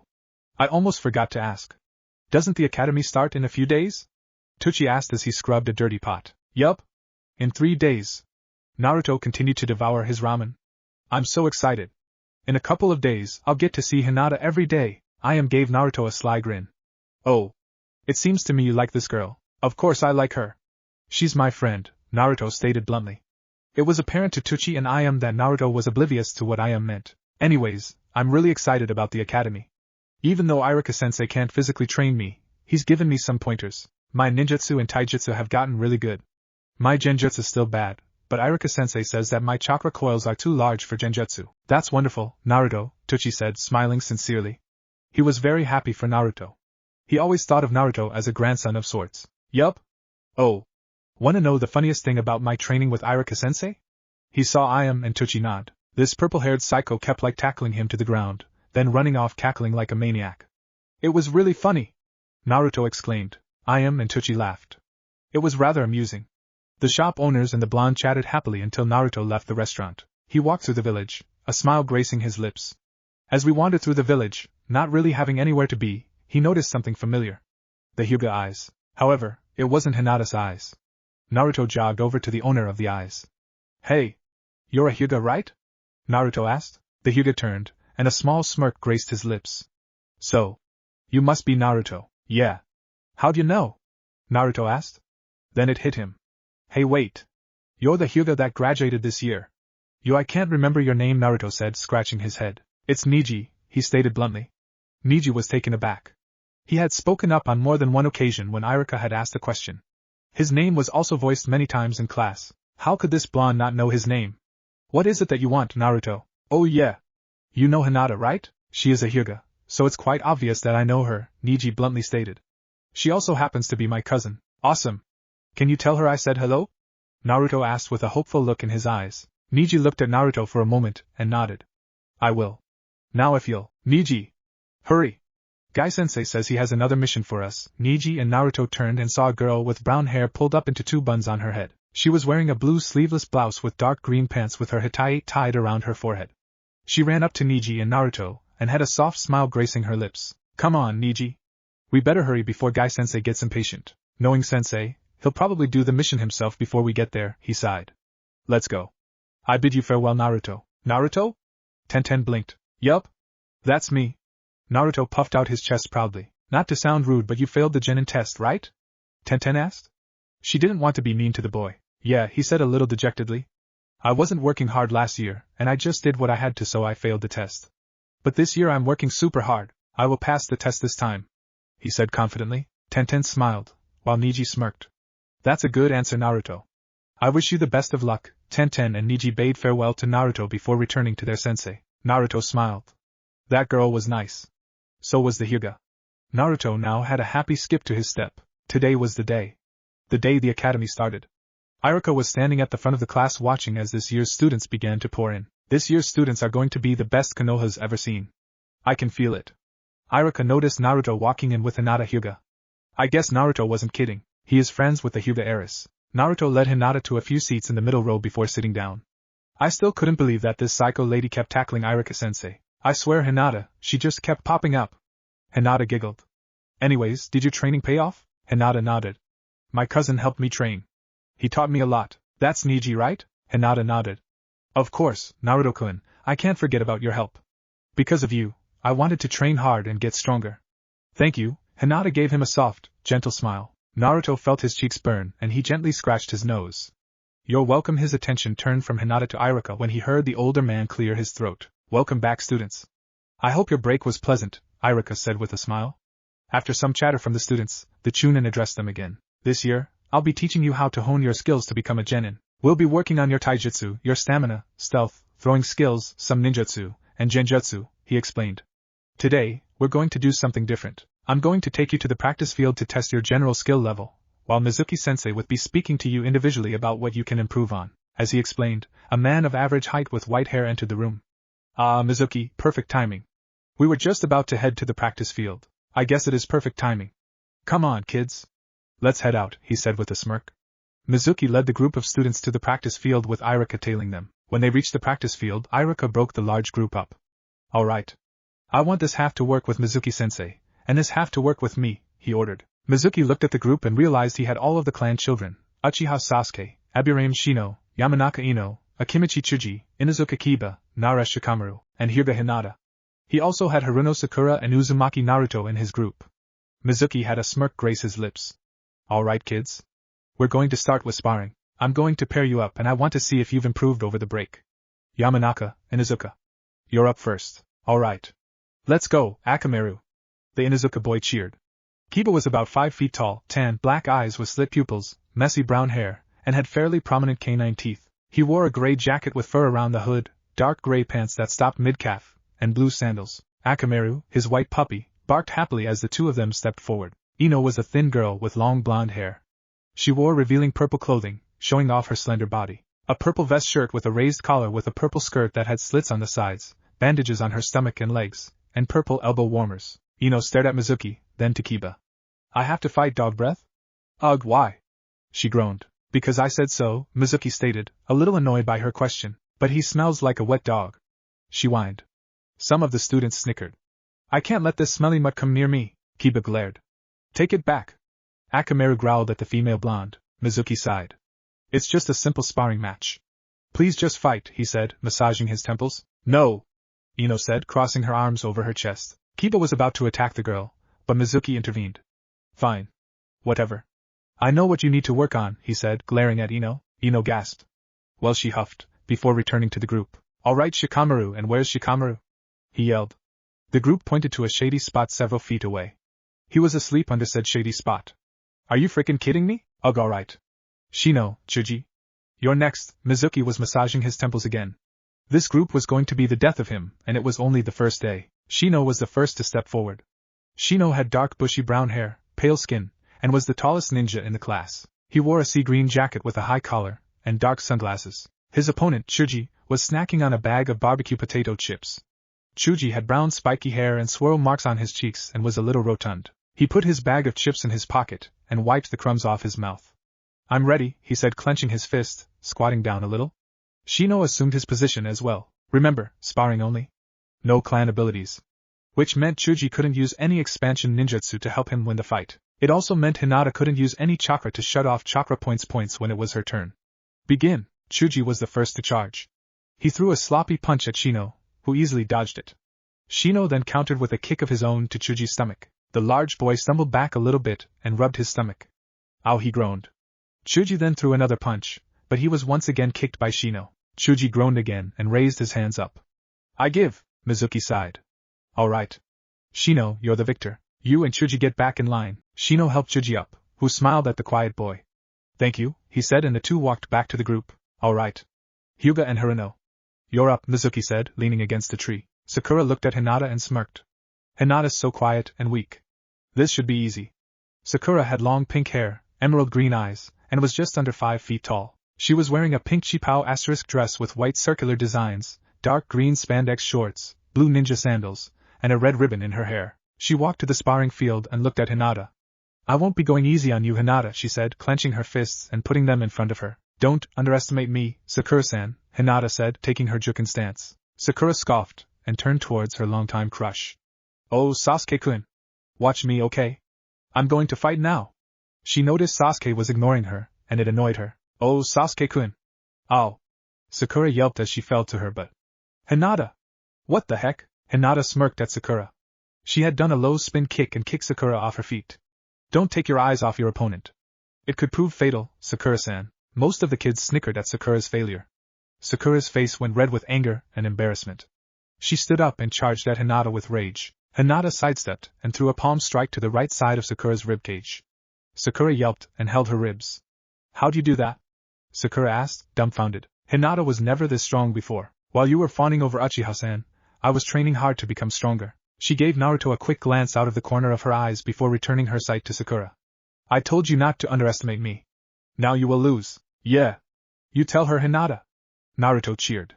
Hinata's cheeks turned slightly pink, but she didn't take her eyes off Sakura. I won't lose, Hinata. Sakura cried. She ran towards Hinata and threw a punch at the girl's face. Hinata countered with a palm strike and struck Sakura in the chest with another palm strike. Sakura skidded back several feet and placed her hand on her chest. Geez, Hinata, do you have to hit me so hard? Sakura complained. Do you think if you're fighting an enemy ninja, they'll go easy on you? Guess again, Hinata said before charging at Sakura. Hinata threw a double palm strike at Sakura, who managed to barely dodge it.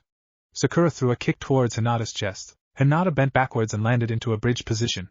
She then performed a back walkover, kicking Sakura in the process. Sakura gasped and stumbled backwards, landing on her butt again, holding the left side of her chin. Sakura was in complete shock. How did Hinata get so strong? Mizuki watched the spar and was shocked as well as the rest of the group, aside from Naruto. Alright. The match is over. Hinata, you're the winner. Hinata bowed to Mizuki and thanked him, then turned to Sakura. She held out her hand to help Sakura up. Sakura looked at Hinata's hand and slapped it away. I don't need your help, Hinata. I can get up on my own, she snapped. Sakura indeed got up on her own, then walked over to Sasuke to ask him how she did. Hinata sighed and returned to the group. She was welcomed back with a hug from Naruto. And Naruto-kun? That was the first time Hinata had stuttered in over a month. You did so well, Hinata. I couldn't believe how strong you were. You were amazing. Naruto screamed. He let go of Hinata and smiled. I knew you could get strong. Hinata blushed and smiled shyly. Thank you, Naruto-kun. Good luck in your spar. Thanks, Hinata. Naruto stepped forward, not needing to be called. He and Sasuke were the last ones left. Ready, Sasuke team? You won't win, Dobe. I will always be the best, and you will always be the worst, he bluntly stated. You may be the best now, team. But that doesn't mean you'll always be the best, Naruto smirked. I've been training all break, and I won't be losing today. We'll see, Dobe. Mizuki, who had been listening to the teens' conversation, was slightly shocked to hear that Naruto trained over break. Mizuki was going to pay extra attention to Naruto in this match. Alright, begin. Naruto was the first to attack. He jumped in the air, spun and threw a kick at Sasuke. Sasuke dodged and punched at Naruto when he landed. The punch connected, but Naruto performed another spin kick, his foot connecting with Sasuke's face. Sasuke flew to the ground and stared at it in shock. He then turned to Naruto, the look of shock still present. You kicked me. Duh. Why else would you be on the ground? And you call me the Dobe, Naruto joked. Chuji and Kiba snickered, Kiba muttering about the burn. Sasuke growled as he stood up. Shut up. I will beat you, Dobe. Sasuke charged and punched at Naruto. Naruto dodged, but was caught by surprise when Sasuke pulled an uppercut, striking Naruto in the chin. Naruto flew back several feet and landed on the ground with a thud. Naruto groaned and sat up. Ow, he said, rubbing his now sore chin. Naruto stood up and took his stance again. You won't get that lucky again, team, he said before charging again. Naruto and Sasuke traded blows, the two seeming even in power. Everyone watched in awe. They couldn't believe Sasuke was having trouble fighting Naruto. They also couldn't believe how strong Naruto had become over the break. Sasuke had managed to punch Naruto in the stomach, causing him to skid on the ground. Naruto groaned in pain and fell to one knee. Cheap shot, Naruto groaned again. Sasuke smirked. You're just weak, team. Naruto yelled. Alright. Alright. Enough. Sasuke, you're the winner, Mizuki intervened. We're not finished, Naruto said, standing up. I can still fight. That may be, but I've seen enough, he stated. Alright. Since we're nearing the afternoon, go ahead and get lunch, and I'll talk to you individually. The kids bowed to Mizuki before turning to go back into the academy. Naruto. Come here. I'd like to talk to you first. Naruto stopped and looked at Mizuki. Okay. He then turned to Hinata and smiled. I'll catch up with you in a little while, okay? Okay. See you in a little while, Naruto-kun, she said with a smile. Now she could surprise him with a bento she made for him. Naruto walked up to Mizuki and crossed his arms. What do I need to work on, Mizuki-sensei? I will say, Naruto, I'm surprised by how much stronger you are. But it's still not enough. There was no way you would have beaten Sasuke in that sparring match, Mizuki explained. Yes, I would, if you actually let us continue the fight. Naruto argued. Don't talk back to your sensei, Naruto, Mizuki scolded. Naruto crossed his arms and pouted, and let Mizuki continue. You're hot-headed and rush into an attack without analyzing the situation or making a plan. That could get you killed in a fight. I will, however, let you in on something to get some extra credit to help you graduate. Naruto looked at Mizuki with slightly large eyes. Will it actually get me to graduate? Naruto asked. If you do exactly as I say, I'll make sure you graduate. Mizuki smirked. This boy is playing right into my hands. Mizuki then cleared his throat and continued. There's this large scroll hidden in the Hokage's office that I hid, Mizuki lied. I want you to find it when the Hokage leaves for the night. Once you find it, I want you to write down 1 jutsu per night and bring it to me the next day, Mizuki explained. And this will help me graduate? Naruto asked, still eyes wide. Mizuki nodded. Okay, Mizuki-sensei. You can count on me. One more thing, Naruto. You can't tell anyone. If anyone else found out, they would want to get extra credit too. This one is specifically for you, okay? Mizuki explained. Okay. Thank you, Mizuki-sensei. Naruto shouted, before running back towards the academy. Mizuki chuckled, before a wicked grin appeared. Such a moron. Soon, the Forbidden Scroll's secrets shall be mine. Orochimaru-sama will be most pleased. Mizuki chuckled again and returned to the academy as well. As Naruto neared the building, he noticed Hinata walking towards him. He smiled and rushed towards her, a bright smile gracing his face. He noticed Hinata holding 2 bento boxes. Hinata, did you make lunch? Hinata nodded, her cheeks slightly pink. I made bento boxes for us, she answered, her eyes directed at the boxes. She gasped when she felt Naruto hug her. Naruto-kun, you're the best, Hinata. Come on. I can't wait to eat what you've made, he said, walking to a lunch table with Hinata. Naruto sat down at the table, Hinata sitting across from him. She handed him a bento box, which he quickly opened to see what delicious devourables were inside. As he removed the lid, his eyes widened and a small sliver of drool was beginning to creep out of the corner of his mouth. Holy cow, Hinata! This looks awesome! Naruto yelled. Hinata blushed slightly. Thank you, Naruto-kun. I know you liked my cooking last time, so I thought I would make something for our first day back at the academy. Hinata smiled. It looks so good. What did you make? There's steamed rice, cinnamono again, morisoba, and sweet and salty tamagoyaki, she answered. I hope you enjoy it. Oh, I will. Naruto gave thanks for his food, thanked Hinata, and dug into the food. He started eating the morisoba. It tasted almost like cold ramen. Wow, Hinata, this is amazing. I wish I could cook like you, he said, shoveling more noodles into his mouth. It isn't that difficult. Perhaps I could teach you sometime, she offered. Naruto thought for a moment. Hinata teaching me how to cook would mean I would have to go to her house. But I don't think it would be a good idea. She could come to my apartment, but she's used to very nice and expensive things. She'd be embarrassed to come to my apartment. Naruto-kun? Oh, sorry, Hinata. Don't worry about teaching me. I'm not very competent in the kitchen, Naruto chuckled nervously. Naruto then continued to chow down on the lunch Hinata made. Who taught you how to cook? Naruto asked innocently. My Oka-chan taught me before she passed away, Hinata said quietly. She indeed missed her mom, but crying and staying sad wasn't going to bring her back. I'm sorry, Hinata, Naruto said, genuinely sad for Hinata. Not having parents made him sensitive to people who had lost parents as well. But your Oka-san is probably watching you from heaven and proud of you. Hinata's eyes widened. No one had ever said anything like that about her mother. Her father would normally tell her mother would be upset and discouraged by her weakness. The branch members would usually say she looked and acted like her mother, but that was the extent of it. Hinata had a few tears trickle down her cheek. Thank you, Naruto-kun. Oh my god! I'm so sorry. I didn't mean to make you cry. Naruto panicked. I'm not upset with you, Naruto-kun. I'm happy. Hinata was beaming. Thank you for telling me that. Oh, you're welcome. Naruto smiled back. Naruto and Hinata chit-chat about their break and the training they'd each done until Mizuki called Hinata over. I'll be back soon, Naruto-kun. She gave him a wave and walked over towards Mizuki. Naruto then focused back on his lunch. He began to eat the tamagoyaki. This is so good. I'm going to have to see if Hinata can make me lunch every day. Hey! Dobe! Naruto turned around and groaned. Sasuke was walking towards him. What are you eating? He smirked. What do you want, team? Naruto said before putting another slice of tamagoyaki in his mouth. Who would want to make you lunch? He said, grabbing a slice and popped it in his mouth. Naruto was about to retort, but he saw Sasuke's face grim slightly before the Uchiha spat out the food. Ugh! That's sweet, Naruto snickered. There's sweet and salty tamagoyaki. Looks like you got the sweet kind, Naruto laughed. A lot of people knew that Sasuke hated sweets, but that didn't stop his fangirls from trying to give him chocolate or candy. Sasuke was spitting and gagging as Hinata came running back to the picnic table. Naruto-kun, guess what, Sasuke-san, are you okay? That crap you made nearly made me sick, he said, spitting the last bit of the sweetness out of his mouth. Hinata was confused slightly, until Naruto explained that Sasuke stole a piece of his sweet tamagoyaki. Hinata then became irritated. No offense, Sasuke-san, but the lunch I made was not intended for you. I made a lunch for Naruto-kun and myself. You had no right to just take a piece of Naruto-kun's lunch, Hinata stated firmly. Sasuke was shocked. Hinata had never been this firm and confident before. Sasuke could hear Naruto trying to hide his laughter, though he was failing miserably. Sasuke scoffed and turned to leave. Whatever. Hinata and Naruto watched him leave, before Naruto burst into hysterical laughter. Oh wow, Hinata! Did the look on Sasuke team's face.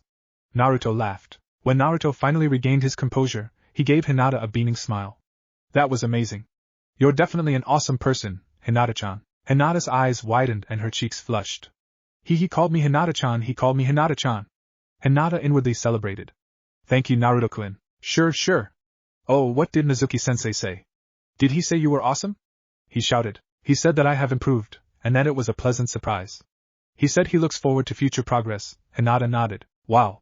That's a better critique than I got, Naruto stated before shoveling more soba in his mouth. What did Mizuki-sensei say to you? Well, he said that I'm hot-headed, and that's bad. I rushed into a fight without making a plan of action, he said, somewhat embarrassed. I guess I need to learn some patience. He and Hinata laughed, and finished their lunch.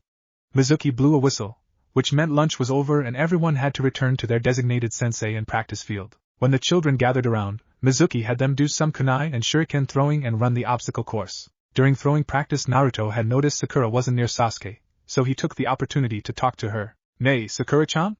Naruto said, walking up to the pinkette. What are you doing after class today? He asked innocently. Humph. It's none of your concern, Naruto. I'm not going on a date with you to that stinky ramen shop, Sakura bluntly stated. Hinata had noticed Naruto fawning over Sakura. She couldn't help but feel jealous. She was happy she and Naruto were friends, but she wanted more. She wanted to walk away, but she couldn't help but eavesdrop. And she wasn't the only one. The whole group, including Mizuki, was listening in on the conversation. Naruto's eyes widened. But Sakura-chan, it's so delicious. And I'll even pay for everything. Come on, Sakura-chan. Just one date, he pleaded. Naruto yelped and fell down, a sharp sting on his cheeks. He looked up and realized Sakura had slapped him. Sakura-chan, listen to me, Naruto. I love Sasuke-kun. You need to get that through your fat head and leave me alone. We'll never have a date, and we'll never be friends. So leave me alone, she yelled. Sakura didn't see the look of hurt on Naruto's face, and turned around with a scoff. You'll never be as cool as Sasuke-kun. You'll never be as good as Sasuke-kun, so just leave me alone, she yelled before walking away to go back to Sasuke. Naruto stared as Sakura started walking away. Naruto felt tears threaten to fall. He wanted to cry, but he couldn't do it here. Not with everyone watching. He gasped when he felt a hand on his shoulder. He looked up and saw Hinata smiling down at him. Naruto wiped the tears away and smiled up at her. Funny, huh? I trained to be strong, but I'm being weak. Naruto tried to laugh, but it came out as a sob. Hinata sighed and gently hugged Naruto. Naruto gasped again. Sakura doesn't know the real you, Naruto. Anyone would be lucky to be with you, she stated. Will I be lucky? Why can't you see that I love you, Naruto-kun? Naruto's eyes widened at hearing what Hinata had said. He slowly put his arms around her, and let out his breath, that he didn't realize he was holding. After a few moments he pulled away, and had a genuine smile on his face. Thank you, Hinata-chan. I'm so glad to have a friend like you. Hinata smiled back. You're welcome, Naruto-kun. It was at that precise moment that Hinata noticed all eyes were on them. Hinata felt slightly uncomfortable. Awkward, Kiba voiced. Alright, enough. Hinata, Naruto, whatever is going on right now, stop it and focus, Mizuki ordered. Yes, Sensei, they said together. Good, now let's continue, Mizuki said, turning back to the target. The first day of the academy was over, and Naruto and Hinata walked out side by side. So what do you want to do, Hinata-chan? We could go get some ramen, Naruto suggested all too eagerly. Hinata giggled at Naruto's enthusiasm. She was about to reply when she spotted a branch member. Hinata sighed and turned to Naruto with a sad expression. It appears my father wants me to come home immediately after classes. I'm really sorry, Naruto-kun. Naruto noticed the branch member and stuck his tongue out at him. Come on, Hinata-chan. Naruto grabbed her wrist and took off running the opposite direction of the branch member. And Naruto-kun. Hinata gasped in surprise. Slow down. She looked behind her and saw the branch member chasing after them. Naruto-kun. He's following us. Naruto looked back as well and frowned. Run faster, Hinata-chan. Naruto continued to run, dragging Hinata with him. Naruto continued to drag Hinata until he spotted a bundle of bushes and leapt into them with Hinata. Naruto-kun, what are you MMPH? Hinata's eyes widened and her face turned slightly pink. Naruto had his hand over her mouth, and his face was close to hers. Sure, Naruto and Hinata watched as the branch member ran by the bushes. They waited for several moments before coming out of the bushes. Sorry about that, Hinata-chan. I wanted to hang out for a little while. It's been a long time since we've gotten to hang out. Hinata's face became a little more pink. Naruto-kun, Hinata smiled. What do you want to do, Naruto-kun? Well, I was thinking. Naruto stopped when he sensed someone standing behind him. Naruto slowly turned around and saw the Hyuga standing over him with a glare. I'm guessing you want Hinata-chan, huh? The branch member growled and pushed Naruto away from Hinata. Come, Hinata-sama. Your father wishes to see you immediately. Hinata gasped when the branch member grabbed her wrist and began to drag her away. Wait. Stop pulling. Hinata struggled. Please be silent, Hinata-sama, he growled. No. You didn't need to push Naruto-kun. She yelled, still struggling to get free. She saw Naruto rush past her and punched the older Hyuga. Naruto-kun, you let go of Hinata-chan. He yelled. The Hyuga held his stomach and growled. Step away from Hinata-sama, or I will force you, the Hyuga threatened. Naruto growled and went to attack, but Hinata stopped him. Naruto-kun. It's okay. I promise we can hang out tomorrow. I don't want to cause trouble for you or anyone else. But Hinata-chan, it's okay, Naruto-kun. I promise. She turned to the branch member. I promise, she said with a slight glare, which meant, you make up an excuse for me coming home late tomorrow. Okay. If you promise. Naruto smiled. Naruto trusted Hinata. Hinata smiled and turned back to the older Hyuga. All right, Junichi-san. Let's go. The Hyuga, now named Junichi, nodded at the young heiress. I'll see you tomorrow, Naruto-kun, she promised with a smile. Bye, Hinata-chan. Naruto waved with a smile, but his smile faded when Hinata and Junichi's figures faded. Naruto was sad that Hinata was escorted away, but he had hoped that she would hang out with him tomorrow. When Hinata and Junichi reached the Hyuga compound, Hinata stopped him. Junichi-san, I'm sure my father has asked you to escort me home every day after class, am I correct? Yes, Hinata-sama. Tomorrow I will be spending time with Naruto-kun after class. You may come as well if you wish to watch over me, but when you do escort me home after Naruto-kun and I hang out, will you tell Ota-sama that you escorted me through town so I may window shop? Hinata didn't like to lie, but she did want to hang out with Naruto, and if lying was how she was going to do it, then so be it. Hinata-sama, I do not wish to lie to Hayashi-sama, Junichi said, slightly afraid of the job Hinata had asked of him. Like I said, you may follow us, so technically I am with you. Technically you won't be lying, you just won't be telling the whole truth.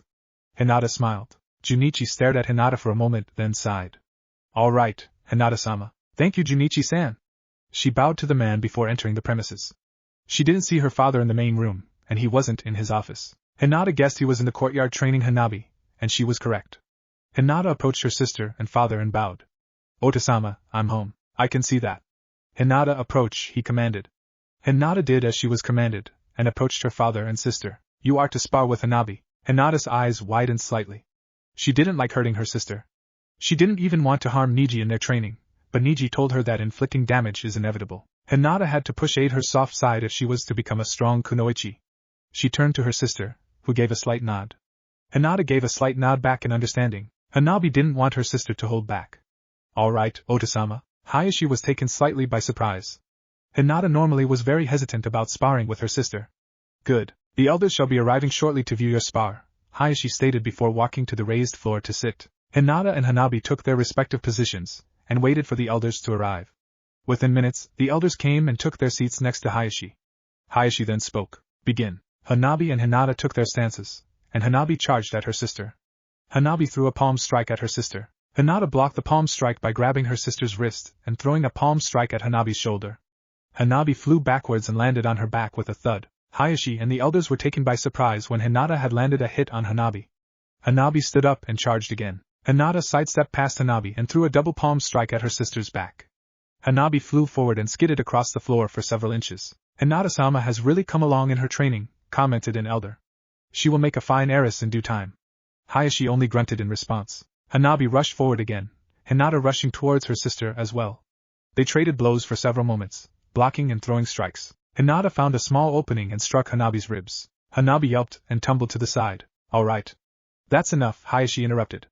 I've seen enough. Hanabi stood up and faced her father, Hinata doing the same. Hayashi looked at the two sisters and left them and the elders. Hinata and Hanabi were confused, but the elders were pleased. Hayashi-sama is pleased with your progress, Hinata-sama, one elder said. How do you know? Hanabi questioned. Just trust me. Your father is most pleased, the elder said, leading the others away. Hinata and Hanabi looked at each other and smiled. Arg. Stupid Mizuki-sensei. He just had to hide that damn scroll in a place I can't find. Naruto complained. Naruto had been complaining to himself for an hour. He had practically destroyed the Hokage's office. Naruto shoved the Hokage's desk out of frustration. He saw a small slip of paper fall from underneath the desk. Huh! Naruto knelt down and picked up the paper. He studied the paper for a moment, realizing the paper was a seal. Naruto had a wicked grin creep up on his face. Oh, why do you have a seal under your desk, old man? Naruto asked himself. Naruto had to think back to how to release seals. It took him a few moments to recall the lessons. Blood or a hand seal. Naruto decided to do the hand seal first, but it failed. Okay, so blood then. Naruto bit his thumb and dragged his bloody thumb across the seal. There was a sudden puff of smoke. A large green scroll had replaced the small paper seal. Naruto's wicked grin grew. I found it, he said in a sing-song voice. Naruto opened the scroll and his eyes widened. Wow. There are a lot of jutsus in here. Naruto grabbed a piece of paper and a pencil off the Hokage's desk. The first jutsu he saw was the shadow clone jutsu. He began to copy down the forbidden technique. After a few moments the technique was copied and Naruto pocketed the piece of paper. Naruto attempted several times to return the scroll to a piece of paper, but it wasn't working. Ah man! And I have to clean up this damn mess. Naruto grumbled, then got to work cleaning up the Hokage's destroyed office. After about 2 hours, Naruto had finally managed to clean up the office. All done! Naruto then looked at the large green scroll. Now what am I going to do with you? Naruto asked himself. Naruto just decided he was going to hide the large scroll under the Hokage's desk. He won't notice. Naruto jumped out of the Hokage's window and shut it behind him. Naruto leapt onto the ground and pulled out the piece of paper. Shadow clone jutsu, huh? I think Mizuki-sensei could wait a couple days for this. Naruto smirked and repocketed the piece of paper. End chapter. A black shadow ran from roof to roof, as silently as possible, towards the Hokage tower. This time I want to get a powerful jutsu, Naruto thought as he got closer to the tower. I hope the old man didn't rehide the scroll. But I'm prepared this time. Naruto smirked. Naruto reached the tower and climbed into the Hokage's office through the large windows. Naruto instantly ducked under the desk to find the seal. Why it's not here? Naruto frowned. Maybe old man Hokage found out it was me. Naruto scooted out from underneath the desk and stood up. Well, looks like this is a perfect time to test it out. Naruto made the appropriate hand sign and smirked. Kagebushin no Jutsu. Within seconds 10 clones of Naruto were standing before the original. Alright troops. Naruto began. We're looking for a seal. It's on a yellow slip of paper. It was underneath the old man's desk last night, and it's not there now. Now let's get searching. Naruto yelled. The clones saluted to their creator, and the 11 Narutos began their attack on the Hokage's office. Within a matter of minutes, the Hokage's office was completely destroyed. One clone had stopped his search, and was playing around with the Hokage's hat. Hey guys. Check me out. I'm living the dream. He joked. The other clones turned to look at him, and laughed. The original was a little miffed. Hey. Knock it off. We have to find the damn seal, he yelled, swiping the hat from the clone. Get back to. He stopped with a grin as he looked into the hat. Well, hello. Found it, he yelled, reaching into the hat and pulling the seal out. The clone frowned. I helped. Naruto rolled his eyes. Okay, guys, I'm gonna start writing the next jutsu down. You guys start cleaning up, Naruto said, unsealing the scroll from the seal. The clones quickly got to work, and Naruto opened up the scroll. Okay, let's see, Naruto said, reading the scroll. No, that one looks dumb. No, not strong enough. Katan, Heizakisho. This jutsu requires keen senses to read the air currents, the insight to read the movements of the enemy, the tactical experience to not also enfold one's allies in the flames, and careful attention for the timing of the ignition. The user spews a stream of chakra-infused gunpowder from their mouth, which surrounds the region. As the gunpowder is composed entirely of ash, it stays in the air around the victim like a cloud, which can be used like a smokescreen. After surrounding the enemy with the ash, the user can ignite it with a flint placed on their teeth beforehand to create a spark, resulting in a violent explosion, burning the enemy. Naruto read to himself. The blonde's lips curved into a smirk. This will be perfect. Naruto almost shouted, as Naruto wrote down the instructions and description of the jutsu, and the clones continued to clean. A pair of chocolate-brown eyes watched the blondes at work. It's just as Hokage-sama suspected. Why are you doing this, Naruto-kun? The eyes then slipped back into the shadows and vanished. Naruto rolled the scroll back up and smiled. Awesome job, guys. The Hokage's office was almost clean. Naruto pocketed the new jutsu and looked back at the scroll. Well, at least I read up on resealing you, he said to the scroll.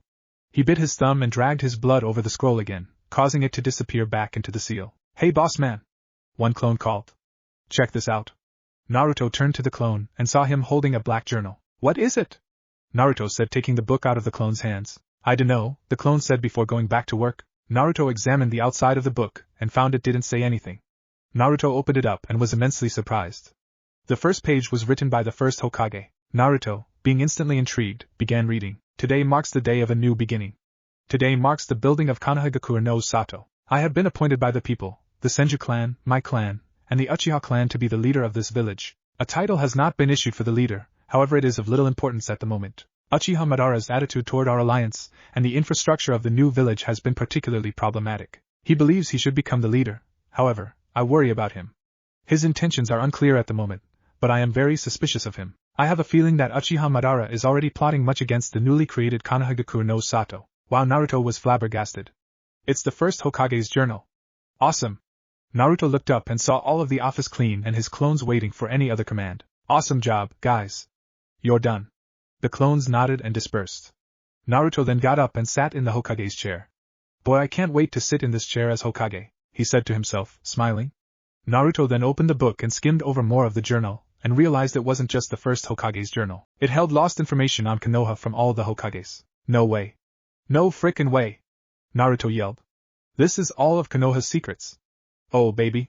I could totally use this. Naruto continued to skim until something caught his eye. Madara Uchiha? That was in the first Hokage's entries. The Shodai wrote that he died. Why is he in here again? Naruto checked who wrote the entry and his eyes widened slightly. The old man? What I have to write, I write in complete and abject sorrow.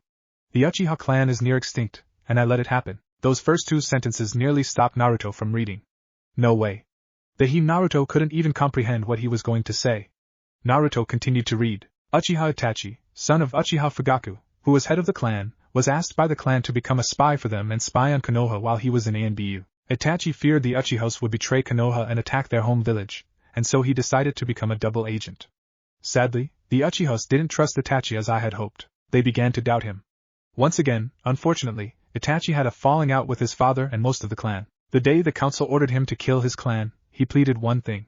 He wished to keep his brother alive. The council ordered him to kill everyone, but he disobeyed and kept his brother alive. He told his brother to hate him and become an avenger in the hopes that he would redeem the Uchiha name by killing him. Itachi went into hiding for several days after the massacre before coming to me with disturbing news. He suspects Tobi, his accomplice in the massacre, to be the presumed dead Uchiha Madara. As much as I wish to disagree with him, from what Itachi has said about Tobi, the similarities between Tobi and Madara are uncanny. I have come to truly believe Uchiha Madara is alive and most likely still planning to attack Konoha. The day he came out of hiding to speak to me, he begged me to do two things: look after Uchiha Sasuke and to never tell him the truth about the Uchiha massacre. To my surprise, and that of the rest of the council, he threatened them and Danzo not to touch his brother, or the whole Uchiha massacre would be revealed. Itachi also told me one more thing: he wanted to join Akatsuki.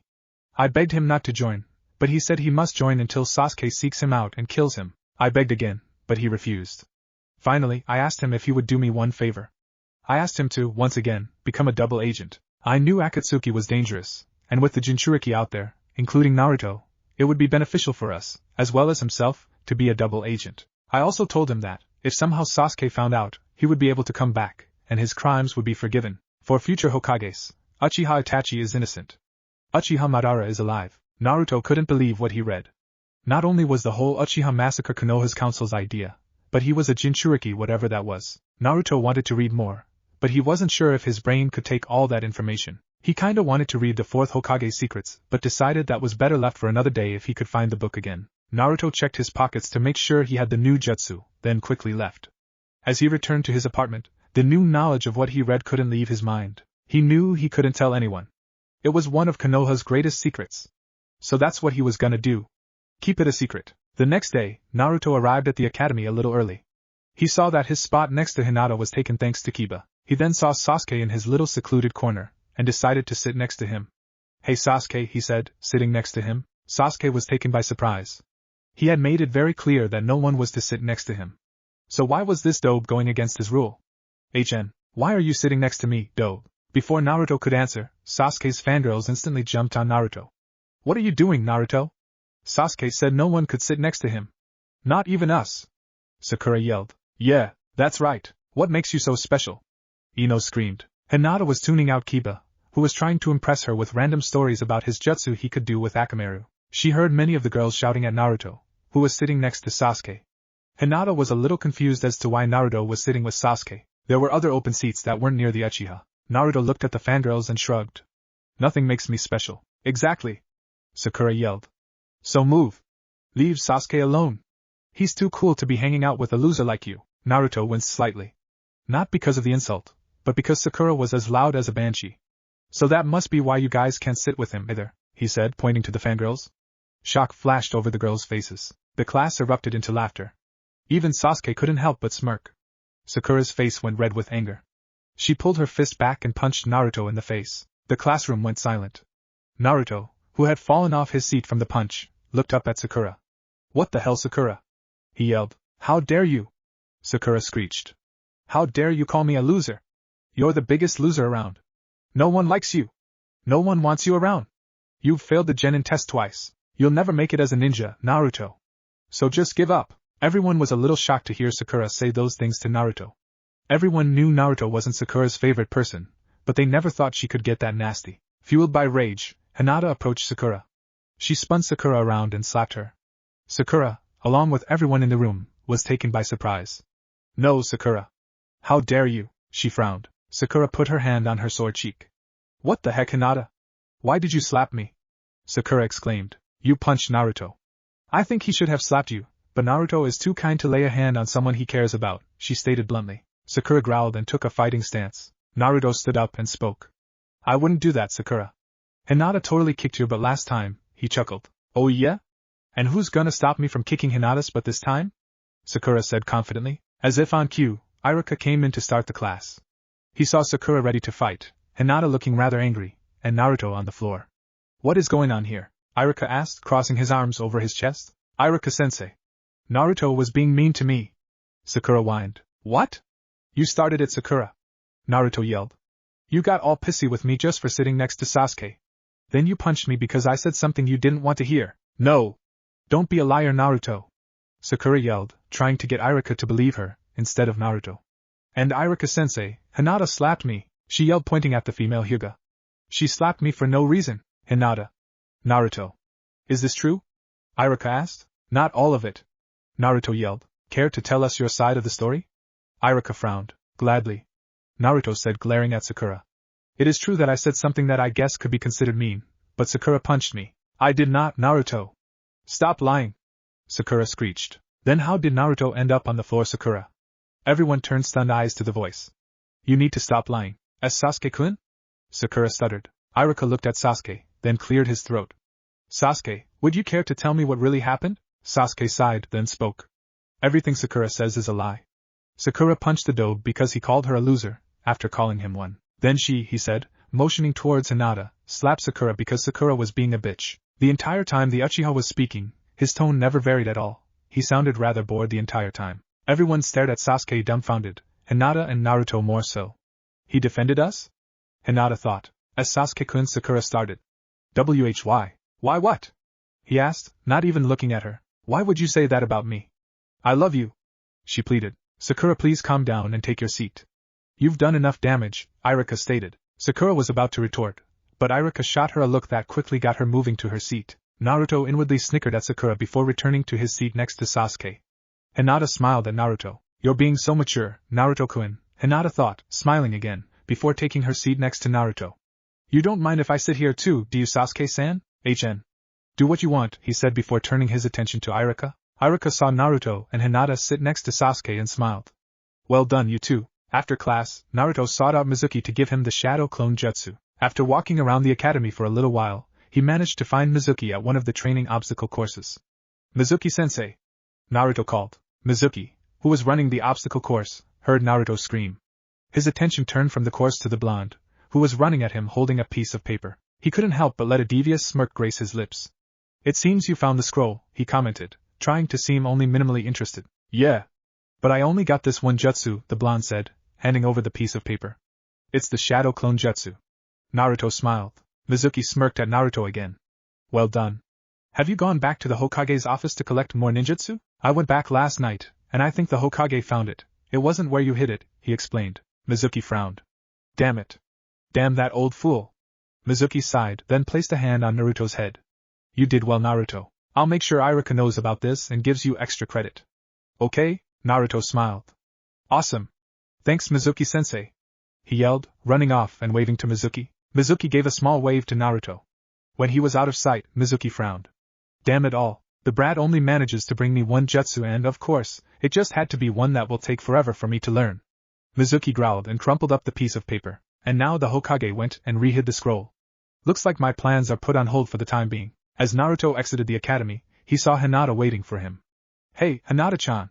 Were you waiting for me? He asked. Hinata nodded. Junichi-san had errands he had to run, so he said that we can spend some time hanging out, if you want to. Hinata blushed slightly. Heck yes, I want to hang out. How about we get some ramen?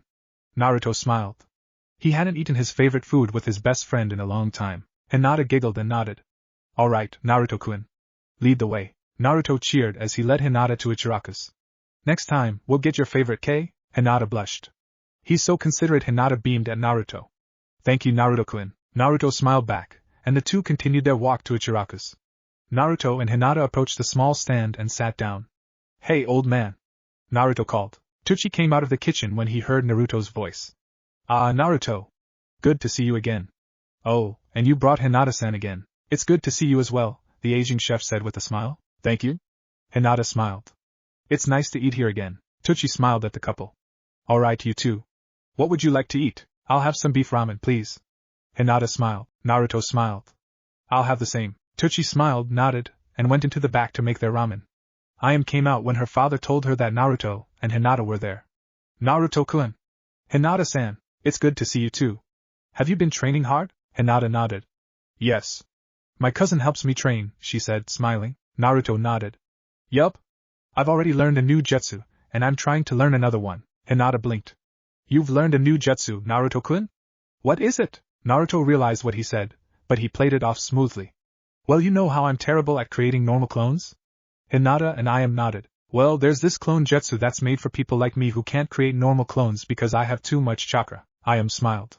That's wonderful, Naruto-kun. Yup. And after me and Hinata-chan catch up, I'm gonna work on the other jutsu. He smiled. He saw Tsuchi coming out with their bowls of ramen, and he got excited. Alright, ramen time. Hinata giggled at Naruto's enthusiasm. Hinata and Naruto thanked the owners and began to eat. So, Hinata-chan, Naruto started after swallowing some of his ramen noodles. Have you learned any new jutsu? He then put more noodles in his mouth. Hinata nodded. Yes, I have.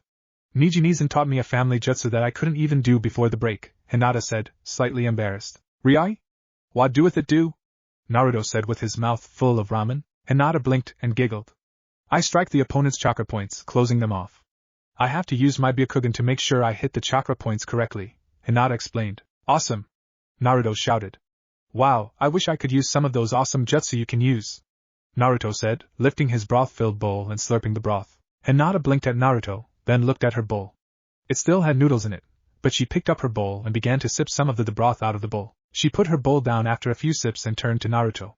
What? Naruto was staring at her, trying not to laugh. Why you have a noodle on your lip? Naruto couldn't keep it in any longer, and burst out laughing. Hinata picked the noodle off her upper lip and laughed with Naruto. The two laughed for several more moments, before smiling at each other and finishing their meal. The two chit-chat for a little while longer before Hinata heard her name being called. Hinata turned and saw Junichi approaching them. I'm sorry, Naruto-kun, but I must go. Oh, okay. Bye, Hinata-chan, he said with a wave. I'll see you tomorrow, Naruto-kun. She smiled and walked to Junichi. Naruto waved goodbye, then turned to his ramen with a sigh. You okay, Naruto-kun? Ayame asked. Yeah. I just wanted to hang out with Hinata-chan a little more. I mean, she's my friend, my only friend, he said, his voice almost a whisper by the end. Ayame sighed and looked at Naruto sadly. She felt bad for the young boy. He was such an energetic ball of sunshine with a heart of gold, but very few saw that. She only hoped that once he became a ninja the villagers would see him for who he was, and not as the demon he carried. Don't worry, Naruto-kun. Everything will be okay. I know. Thanks, I am Nichin. He slurped down the rest of his ramen and placed the bowl down with a content sigh. Alright. I'm gonna go, I am Nichin. I'm gonna work on my new jutsu. He paid for his and Hinata's ramen and ran to the training grounds. When Naruto reached the training grounds, he pulled out the slip of paper that held the new jutsu he was going to learn. Okay, Burning Ash. He read over the jutsu's description again, and then moved to the instructions on how to perform it. Great hand seals, Naruto groaned. Naruto sucked at hand seals. Okay, so snake rat snake tiger. Naruto read on. Okay, so hand seals, then I blow a lot of chakra-infused gunpowder out of my mouth. Naruto read on, the instructions saying that a flint should be placed in between his teeth to light up the gunpowder and make an explosion. Naruto decided against that, making sure he could actually produce the gunpowder first, and not kill himself if something went wrong. Naruto took a deep breath and slowly let it out to calm his nerves. Okay. I can do this. He took one more deep breath before he began his hand seals. Snake. Rat. Snake. Tiger. Katon Heizukisho. Naruto took in a deep breath and breathed out a very small puff of gunpowder. It was no bigger than a baseball. Naruto frowned. Damn it, Naruto took another deep breath, then tried again. Snake. Rat. Snake. Tiger. Katon Heizukisho. Naruto took another deep breath and blew out the gunpowder. Once again, no bigger than a baseball. Naruto growled and stomped his foot. Naruto continued to practice the jutsu. He performed it over and over again until night had fallen. Naruto was face first on the ground, trying to catch his breath. Why is it so hard to do this jutsu? Naruto rolled onto his back and stared at the dark, starry sky. He groaned as he slowly sat up, still trying to catch his breath. Naruto stood up on shaky legs and began to perform hand signs. Snake rat snake tiger. Keikaton, Heizukisho. Naruto took as deep a breath as he could and blew out the gunpowder. The dark cloud that came out of Naruto's mouth was bigger than all his other attempts. It was about the size of a beach ball. Naruto fell face first into the ground again, panting. I got it, be bigger. Naruto had a small smile on his face as he began to slip into unconsciousness. A tall, slender figure wearing an Anbu mask approached the young boy, and placed a hand on his blonde hair. I have to tell Hokage-sama about him learning this new jutsu. The figure picked up Naruto and placed him on his back. You better hope this doesn't hinder your chances of being a shinobi, Naruto-kun. The Anbu then began the short journey to Naruto's apartment. Once inside Naruto's apartment, he quickly made his way to the boy's bed and laid him down. He then removed his mask and revealed her face. Yugao Yuzuki was standing next to Naruto's bed. Yugao covered Naruto up and left his apartment. She then quickly rushed to the Hokage's office to give him her report before he went home. Yugao entered the Hokage's office just as he was getting up to leave. Hokage-sama, I have news to report, Yugao said, bowing to the village leader. Ah, Yugao. I didn't think you'd make it. Was I right? Hiruzen prayed that he wasn't. I'm afraid you are right, Hokage-sama. He was the one who found it. He's taken 2 of the scroll's secret ninjutsu, she said with a bowed head. Yugao didn't hate Naruto. In fact, she actually quite enjoyed his pranks. Mostly because she had never been pranked by Naruto, and it kept her team on their toes from time to time. She was also one of the few people who saw Naruto for who he was, not the Kyuubi. Only 2? This confused the Hokage. Why would Naruto only take 2? Hiruzen sighed. Do you know which ones he took? Yugao nodded. Yes. He took and learned the Shadow Clone Jutsu. He also wrote down Fire Style, Burning Ash. Hiruzen sighed. Thank you, Yugao. You are dismissed. Yugao nodded and shoo-shined away. Hiruzen sighed and approached the window that looked out to Konoha. What are you trying to do, Naruto? It was about halfway through the year, and Naruto had come along quite a lot. His skills had improved quite a lot, thanks in large part to Hinata's help. Naruto had returned to the Hokage's office multiple times to find Mizuki's hidden scroll but had no luck, since the Hokage had hidden it again. So Mizuki told Naruto that the one jutsu he turned in would give him extra credit. Naruto had also been practicing his new jutsu over the past few weeks, trying to get his gunpowder cloud as big as he could. Naruto had managed to make the cloud about the size of his bedroom in his apartment. He still hadn't put flame to the gunpowder, still fearing it would go horribly wrong. Naruto hadn't shown his new jutsu to Hinata yet, but he was planning on showing her, and the rest of the class, on graduation day. Currently, Naruto was sitting next to Hinata and Sasuke. The duo had become accustomed to sitting next to the lonely Uchiha, who secretly enjoyed their company. Of course, this angered all of Sasuke's fangirls, especially Sakura. How dare they get to sit next to my Sasuke-kun? I should be the one next to him, not those losers. Alright, everyone, Iruka started. I want to talk to you today about your goals. Iruka smiled. What you want in life, and why you want to be a ninja. Who would like to start? Iruka saw Naruto's hand shoot up in the air, waving to and fro. Naruto? I want to be Hokage one day. I want to be known as the greatest Hokage to ever live. I want to be better than the Yondaime. He shouted. Why do you want to be Hokage, Naruto? Iruka asked. Well, I want to be known as Uzumaki Naruto, and not shunned by everyone. Naruto started sadly. Some of the students, including Hinata, looked at him with a sad gaze. But I mostly want to protect the people I care for, and the people who care for me. I even want to protect those who hate me because they live in Konoha. I have to defend Konoha with my life. That's what Hokages do, Iruka smiled. Well done, Naruto. He noticed Hinata raise her hand. Would you like to go next, Hinata? Hinata nodded. I want to be a strong and fair leader of my clan.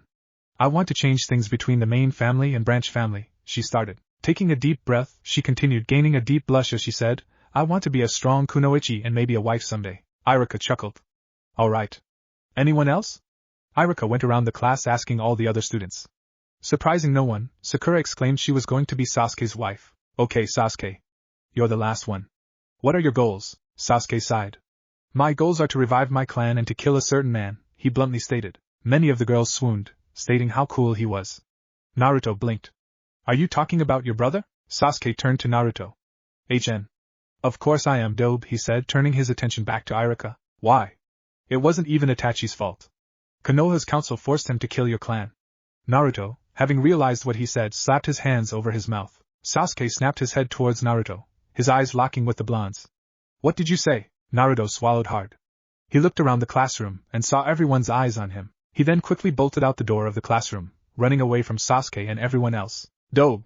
Get back here and explain, Sasuke yelled as he chased Naruto. Hinata stood up and went to run after them, but Iruka stopped her. Let them go, Hinata. Naruto can handle this, he told her, though he was worried about Naruto, too. If what he said was true, that the council did order Itachi to kill off the Uchiha clan, then Sasuke was in for a whirlwind of emotions. Naruto reached the outside of the academy when Sasuke managed to tackle him to the ground. Now tell me about the council, Sasuke said, venom in his voice. Naruto shoved Sasuke off him, trying to catch his breath. He knew if he took off running again, Sasuke would probably try and kill him. Alright, just don't talk until I'm done, okay? There's a lot to explain. Sasuke frowned but gave a short nod. Alright. Well, I found out by accident, Naruto started. Naruto began his story on how he found the Hokage's journal, and what he had read. He started with the first Hokage's entry about the founding of Konoha. He said that one member of the Uchiha clan, Madara, was a little sketchy. Sasuke was listening with high interest. He couldn't believe, though, that one of his own clan members was suspicious at the beginning of it all. Naruto continued with the actual Uchiha massacre, and how Sasuke's brother suspected Tobi to be the supposedly dead Uchiha Madara. He also explained how Itachi was a double agent through all of the massacre, and is still a double agent, and still very much loyal to Konoha. Sasuke sat there in complete shock. Everything he knew, all of it was a lie. A lie. All because of the damn council. Sasuke started to get angry. The council had pushed Sasuke to become a genin and graduate early, but he never did because his teachers didn't think he was quite ready yet. Sasuke grew even more angry as he realized the council tried to fuel his hatred towards Itachi with their constant reminders of the massacre, and how Itachi wanted him to despise him. Sasuke's body began to tremble with rage. He had so many emotions running through him: anger, sadness, betrayal. Naruto stared at Sasuke in shock. Sasuke's reaction didn't surprise him, really. He'd realized even when he was reading the journal that Sasuke would be more than a little upset if he ever found out about this. It was what happened because of the Uchiha's reaction that shocked him. Sasuke's eyes, they were red with a single tomo in them. Sasuke, your eyes. Sasuke turned to Naruto and frowned. He wasn't angry at Naruto. In fact, he was grateful, though it didn't show. He was glad he knew the truth, but he was still very angry. Sasuke left Naruto and took off running towards the Hokage tower. Sasuke, wait! Naruto yelled before taking off after Sasuke. Hiruzen was in a meeting with the entire shinobi and civilian council. They were currently discussing this year's up-and-coming ninja. Of course, the village council was praising Sasuke, saying that he was going to be the rookie of the year. As if on cue, Sasuke charged through the doors, with two chunin behind him. Who gave the order? The council turned to see Sasuke looking rather menacing, and shockingly, his Sharingan was activated. Come on, kid! You can't be in here! One chunin said as he tried to pull Sasuke back. Naruto was right behind the chunin, but he knew Sasuke deserved a real explanation that wasn't from him. Who gave the order? Sasuke yelled. The Hokage stood up and waved his hand at the chunin, signaling them to back off. Now Sasuke, what do you mean who gave the order? Who gave the order to tell my brother to kill our clan?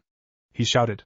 Sasuke noticed that the Hokage was suddenly paralyzed with shock. He also noticed the council members were the same way, some more so than others. Hiruzen sighed. I did. You're a liar! I know it wasn't you. It was one of them. Sasuke yelled, pointing to the council. That shocked Hiruzen more. How does he know? Hiruzen cleared his throat, then spoke. Sasuke, before we get into this, how did you come to find out about this? That doesn't matter right now. I want to know who told Itachi to kill everyone in the Uchiha clan. He ordered. He looked around and saw that 2 members of the council were more calm and less shocked than the others. It was you two, wasn't it? Hiruzen turned and stared at his former teammates, Mitokado Hamiura and Yutane Koharu. The female elder sighed. Forgive us, Uchiha-san, but it was necessary. Your clan. I don't care. You could have done something other than killing them off. That was my family. He screamed. Tears were streaming down his cheeks as he screamed. You killed so many men, women, and children. Some of my clan members probably weren't even thinking about betraying Konoha.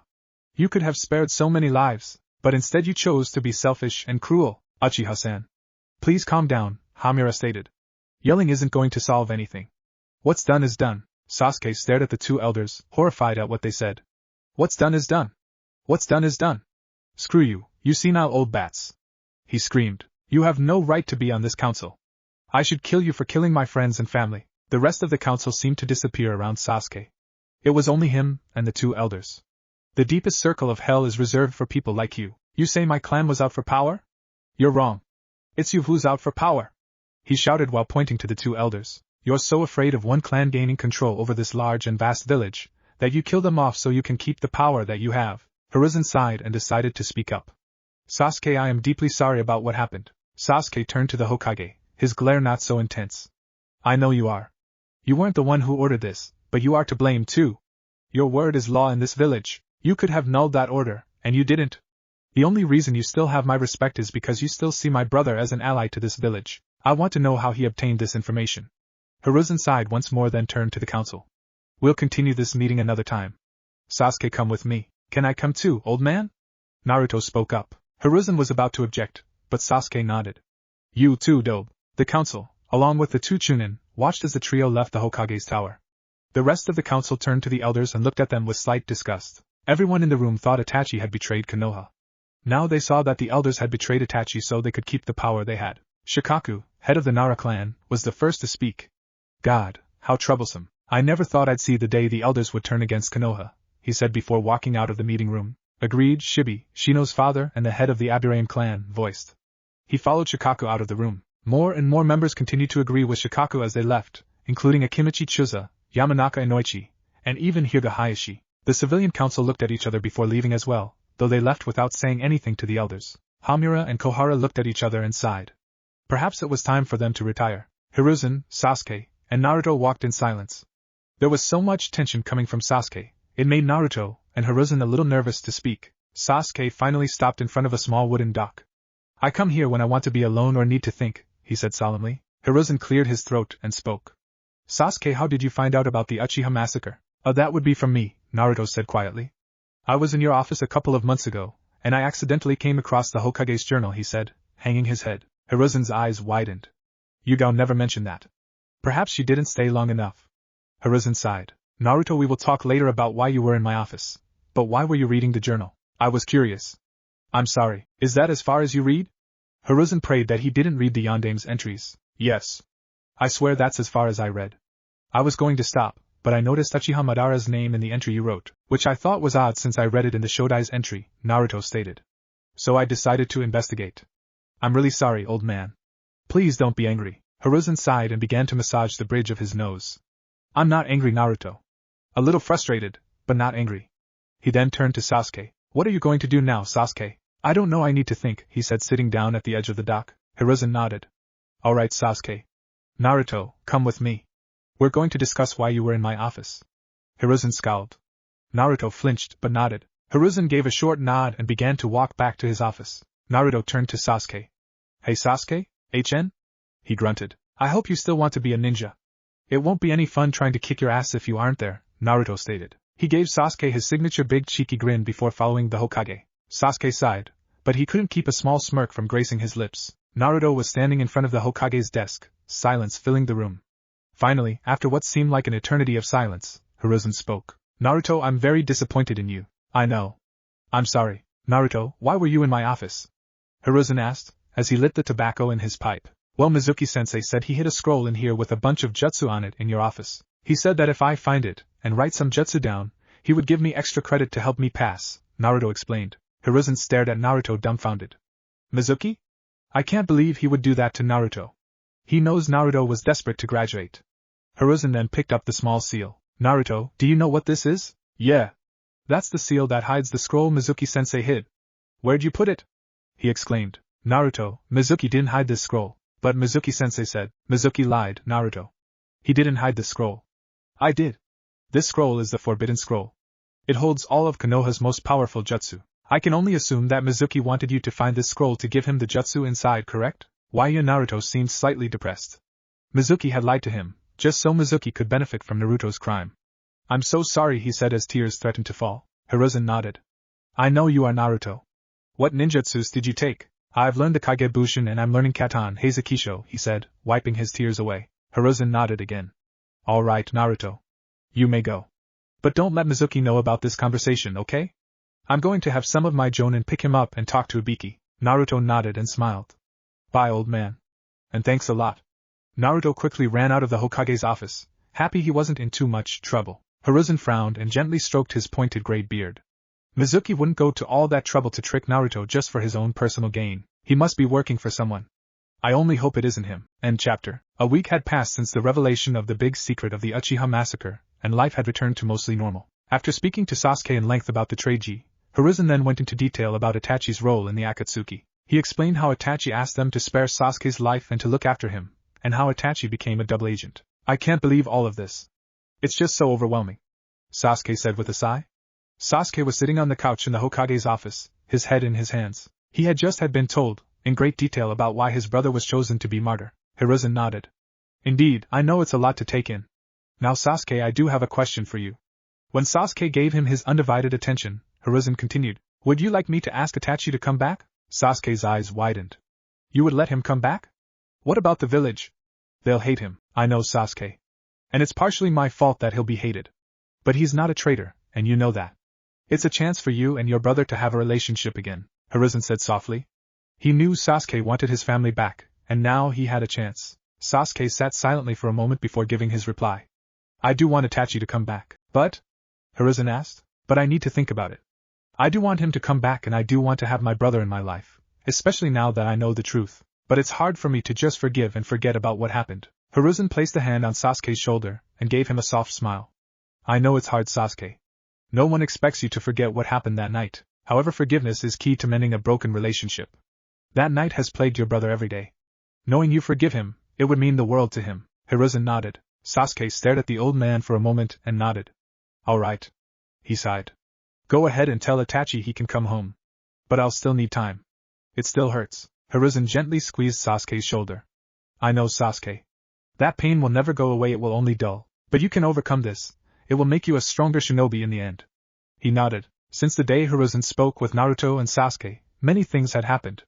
Hiruzen had summoned Mizuki to his office, then sent him to Ibiki for interrogation. Hiruzen's fears were realized when Ibiki came back to him saying that Mizuki had finally broken and admitted he was working for Orochimaru. Hiruzen worried about how much information was given to Orochimaru. Sasuke had changed since the day of the accidental revelation.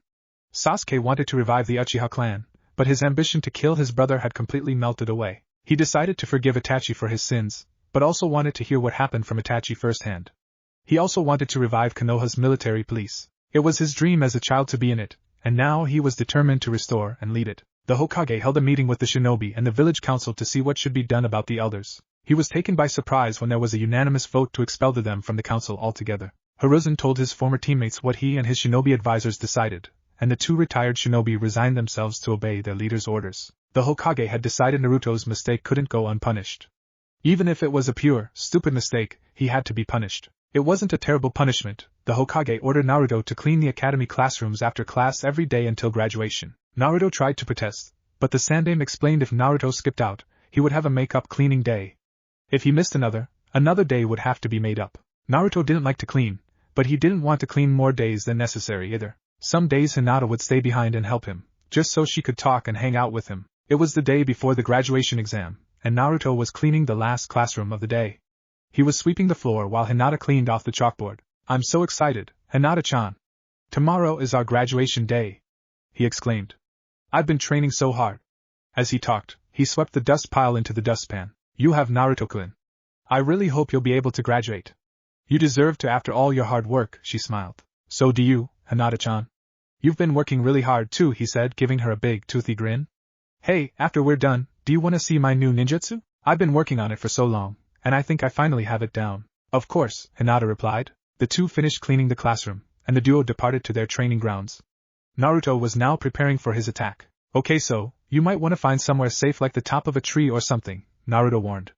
This move can be very explosive. He smirked. Hinata nodded and jumped up to a very high tree branch, looking down on the training grounds. Okay. Naruto took his stance, and closed his eyes. He felt a slight breeze, and could tell the wind was coming from the north, moving away from the village. He placed something in between his fingers before performing the appropriate hand seals.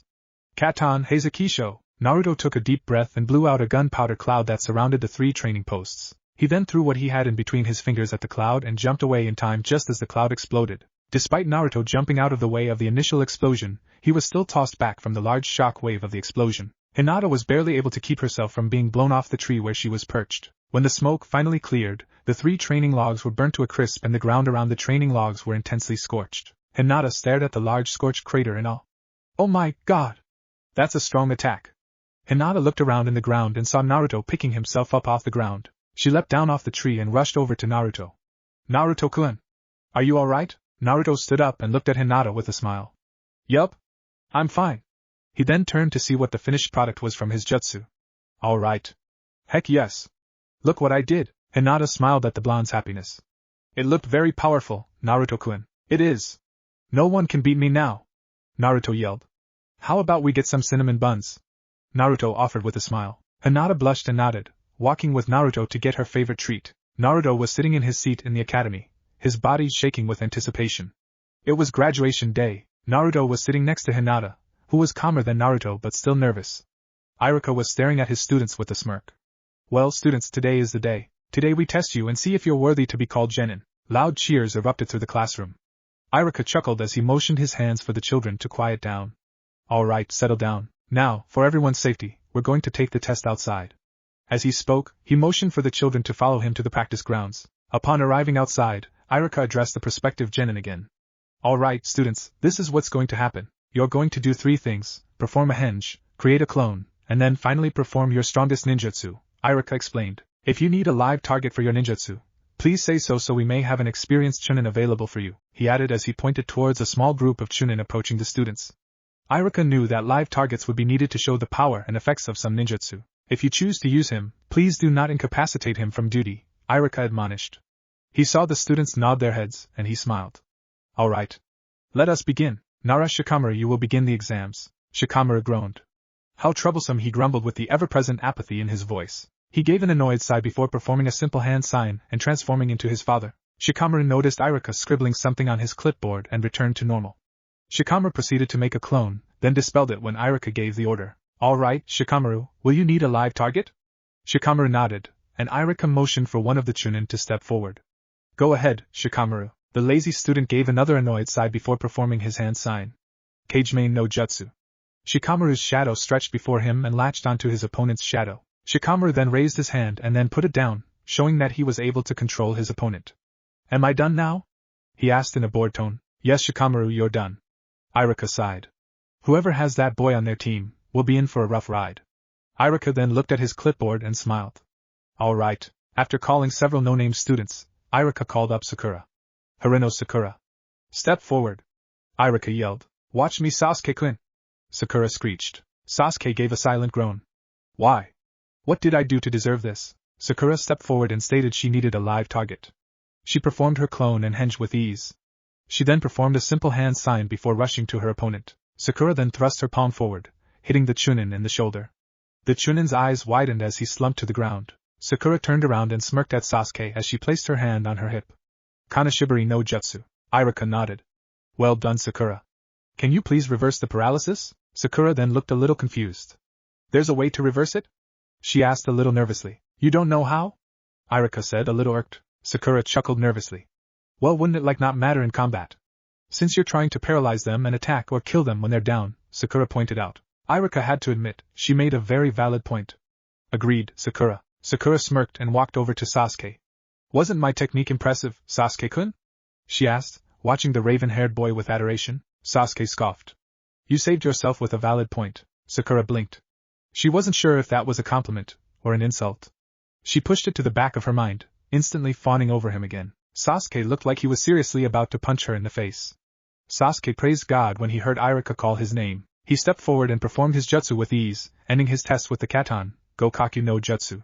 Many of the girls swooned at Sasuke's super amazingly awesome jutsu. Sasuke ignored all of the girls and walked over to a secluded area, away from the group. Iruka smiled. He continued to call the students up for their tests. Chuji used his expansion jutsu, Shino used his bugs, Kiba used the kind of copying technique to make Akamaru look just like him, and Ino used her Shintenshin no jutsu, although it didn't work the way she had planned. Ino decided to use her jutsu on the still paralyzed Chunin, stating it wouldn't make a difference. However, she was proven wrong. Ino's body slumped to the ground as she gained control of the mind and body of the paralyzed Chunin. See Iruka-sensei? I have complete con, I can't move. Ino screeched. Why can't I move? Most of the class had erupted into laughter at Ino's predicament. Damn you, forehead! Sakura stuck her tongue out at Ino. Haha, Ino pig. Ino growled and cancelled her jutsu, returning to her rightful body. Ino stood up and stomped her feet. That so wasn't fair, Iruka sighed. Ino, calm down. You were able to perform your jutsu, and I was able to gather what you were able to do, despite not being able to move. Ino was about to retort until Iruka shot her a look, and she quickly closed her mouth. All right. Naruto. It's your turn. Iruka stated with a smile. Naruto was beaming. Finally! He rushed forward and took his position. He performed a simple hand sign and transformed into the particularly crazy, purple-haired lady that kept glomping Iruka over the break. Iruka's eyes widened. It wasn't Naruto's Oiroku no Jutsu, but it might as well have been. Iruka was staring at the transformed Naruto with wide eyes. It was a perfect replica of Mitarashi Enko. Iruka's eyes slowly traveled down the woman's body before he shook his head and taking a deep breath. Naruto, please cancel the jutsu. What's the matter, Iruka-sensei? Don't you like what you see? Enko said with a sexy, pouting look. Iruka turned away, covering his mouth and nose. Enko laughed, along with Hinata, who knew about the story thanks to Naruto. Everyone else in the class looked very confused. Iruka took a few deep breaths before turning back to Enko. Naruto, cancel it now. There was a puff of smoke, and Naruto stood before the class. Oh man, Iruka-sensei. Your face. Naruto was nearly on his knees from laughing so hard. Iruka couldn't do anything but glare at his blonde student. Finally, Naruto regained his composure and created another hand sign. Kagebushin no Jutsu. In an instant, 5 Narutos filled the room. Naruto, or rather, the Narutos, stared at Iruka with a confident smirk. Is this good, Iruka-sensei? The Naruto said simultaneously. The classroom, excluding Hinata, stared at the blondes in complete shock. There were 5 Narutos. And check this out. They're all real. One of the clones went over to Shikamaru, who was asleep, and sat on his stomach. Oof. Shikamaru cracked his eyes open and saw the Naruto clone sitting on him. Why, get off me, Uzumaki, Shikamaru said before closing his eyes. The Naruto clone smirked and vanished in a puff of smoke. Shikamaru began coughing, and waving his hand to blow the smoke away. Many stared in awe as the other clones dispelled. Iruka cleared his throat and spoke. Okay, Naruto. Which jutsu are you going to perform? Naruto chuckled. He thought about doing Katan, Heizukisho, but he realized that might be a bit too destructive for the Genin test. That was my best jutsu, he said with a nervous chuckle. Iruka nodded. The Shadow Clone Jutsu was a very impressive jutsu. Hinata, it's finally your turn. Hinata smiled. But Iruka-sensei, I need a live target for my jutsu, she said, looking at the paralyzed Chunin on the ground. And ours is indisposed at the moment, she added with a nervous chuckle. I'll do it, Hinata-chan. Naruto smiled. And no. Naruto-kun, I could seriously hurt you, she pleaded. It's okay, Hinata-chan. Besides, you told me about this jutsu, and I want to experience it for myself. And that's final, he said, giving her a thumbs up. Hinata wanted to protest more, but she caved when she saw Naruto smile at her. Oh, all right, Naruto-kun. Hinata performed a clone and henge with ease. She then turned to Naruto, who walked up to her with a genuine smile. This will probably hurt, she warned. It's okay, Hinata-chan. Naruto gave her another thumbs up. Hinata took a deep breath and activated her Byakugan, which caused several gasps from the students. Hack Sanjuni Sho. Hinata started with a double palm strike, then began a multitude of strikes. 2 palms. 4 palms. 8 palms. 16 palms. 32 palms. Hinata then jumped away from Naruto. Naruto had been pushed back by the strikes, and when Hinata had jumped back, he fell to the ground with a groan. Hinata gasped and ran over to him. Naruto-kun. Are you okay? I'm so sorry, Hinata cried. Naruto chuckled lightly. Heh. I'm okay, I promise, he groaned again. Hinata rolled him over and reopened his chakra points, hoping it would stop Naruto's pain. Naruto groaned again, then smiled up at Hinata. Wow, Hinata-chan. That was some powerful jutsu, he declared. Hinata felt herself get a little emotional and hugged Naruto. Naruto's eyes widened and looked at Hinata's head. Hinata-chan. Are you okay? I'm sorry if I scared you. I swear I didn't mean it. Hinata pulled away and smiled at Naruto, wiping the few tears in her eyes. I am okay, Naruto-kun. I just thought I seriously hurt you. Naruto smiled as he stood up. I'm fine. See? He said, stretching, then winced. It's okay. I'm just a little stiff, he joked. Hinata didn't look convinced, but Naruto smiled. I'm okay, Hinata. Really? He wasn't completely okay, but he wanted to reassure her. Hinata smiled and stood up, helping a sore Naruto up as well. The two preteens turned to their sensei, who smiled. Well done, Hinata. Iruka then turned to the other students. All right, everyone, let's head back into the classroom. The older man smiled. The students complied and returned to their assigned classroom. Once inside, Iruka was jotting down several notes on the clipboard. Now when I call your name, please come forward and receive your hitite, Iruka said with a smile. At the top of the class and Rookie of the Year Uchiha Sasuke. Sasuke stood up and approached Iruka, mentally groaning when he heard his fangirls screaming his name. Thanks, Sensei, Sasuke said before going back to his seat. Second in the class, and top kunoichi, Hyuga Hinata. Iruka smiled. When Hinata received her hitite, Naruto stood up and began to cheer. Woohoo! Yeah, Hinata-chan! Hinata blushed and received her hitite and took her seat next to Naruto. Way to go, Hinata-chan! I bet your family will be so happy. Hinata gave Naruto a smile. Thank you, Naruto-kun. Iruka called several more names, including Sakura's, Chuji's, Ino's, and Kiba's. Next on the list, Uzumaki Naruto, Iruka said with a beaming smile. Naruto sat in his seat in shock. He had yes. Naruto yelled, jumping from his seat. Woohoo! Naruto sprinted down to Iruka and was bouncing in front of his sensei. Iruka and Hinata laughed at Naruto's antics. Here you are, Naruto. You deserve it. Naruto smiled at Iruka and took the hitite and tied it around his forehead. Alright. Naruto jumped and punched the air. He then ran back to Hinata's side and hugged her. Thanks, Hinata-chan. You helped me get this. Hinata smiled and hugged him back. You're welcome. The two separated, Hinata a little sad the hug had ended, and listened to the rest of the names being called. Shino and Shikamaru were called next, then several no-name students. Iruka smiled as he finally finished the list. Alright, students, or should I say, genin, tomorrow you will find out what team you're on and who your sensei will be. After seeing the new genin nod, Iruka smiled. Congratulations everyone, you're now officially genin of Konoha. The kids all cheered as they quickly filed out of the classroom to share their excitement with their families. As all the children rushed to their parents' open arms, Sasuke, Naruto, and Hinata stood watching the happy families. Naruto turned to Hinata and smiled. It's okay, Hinata. Maybe your dad is planning a huge party when you return. Hinata smiled. Thanks, Naruto-kun. Hinata knew there was a snowball's chance in hell that Hyuga Hayashi would actually throw a congratulatory party in her name, but she did appreciate Naruto telling her that. Wanna go get some ramen? He asked with a hopeful smile. Hinata sighed and smiled. Of course, Naruto-kun. Before Naruto and Hinata left, they noticed Sasuke walking away from the academy. Hey, Sasuke! Sasuke turned to look at the two. Wanna come get some ramen with us? Sasuke stared at the two. You're inviting me? Why? Naruto smiled brightly. You look like you could use a friend. Sasuke was shocked. He turned to Hinata, who smiled and nodded to him. They're extending their hands? Sasuke approached the duo and followed the now extremely excited blonde to the ramen stand. Is he always like this? Sasuke asked Hinata. Hinata giggled and nodded. Naruto-kun very much enjoys ramen. It is his favorite food. I also think today is a special occasion. He passed the genin test. Sasuke nodded and continued walking with the two friends. They finally reached Ichiraku's, and Naruto was bouncing in his seat. When Hinata and Sasuke sat down next to him, Naruto called out for Tuchi. Hey, old man. We're back. We brought someone else this time, too. Tuchi came out of the kitchen and smiled. Hello, Naruto, Hinata. Tuchi saw Sasuke, instantly recognizing the Uchiha. It's a pleasure to have you here, Sasuke. Sasuke nodded his head in thanks. Tuchi smiled at the kids. So what can I get for you, hey? Naruto. You're wearing the hitite. You passed. You bet I passed. He said as he adjusted the hitite on his forehead. We all did. Naruto shouted as he pointed to Sasuke and Hinata's hitite. Well then, as a gift to all of you, first bowl of ramen is on the house. Tuchi smiled. Naruto gasped. No way. I want some beef miso ramen then. Naruto exclaimed happily. Hinata giggled. May I have some chasu ramen? Hinata asked. Tochi nodded, and turned to Sasuke. And for you, some wakame ramen please, Sasuke said, looking at the counter.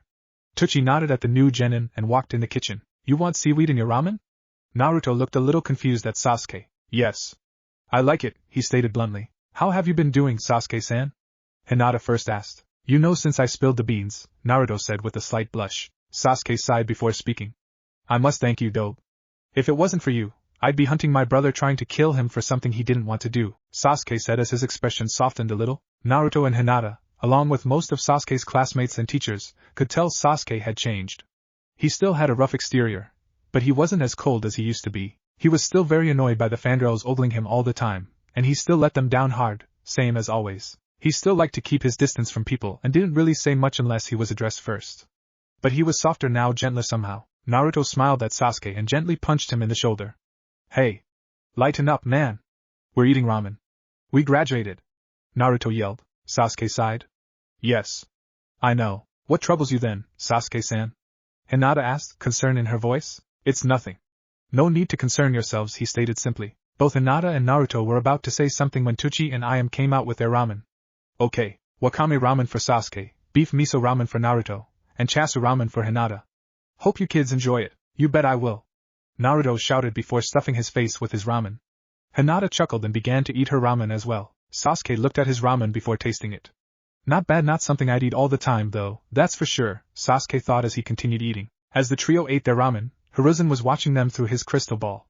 How intriguing. Hiruzen turned away from the crystal ball and turned to his desk. He picked up a paper titled New Jonin Teams.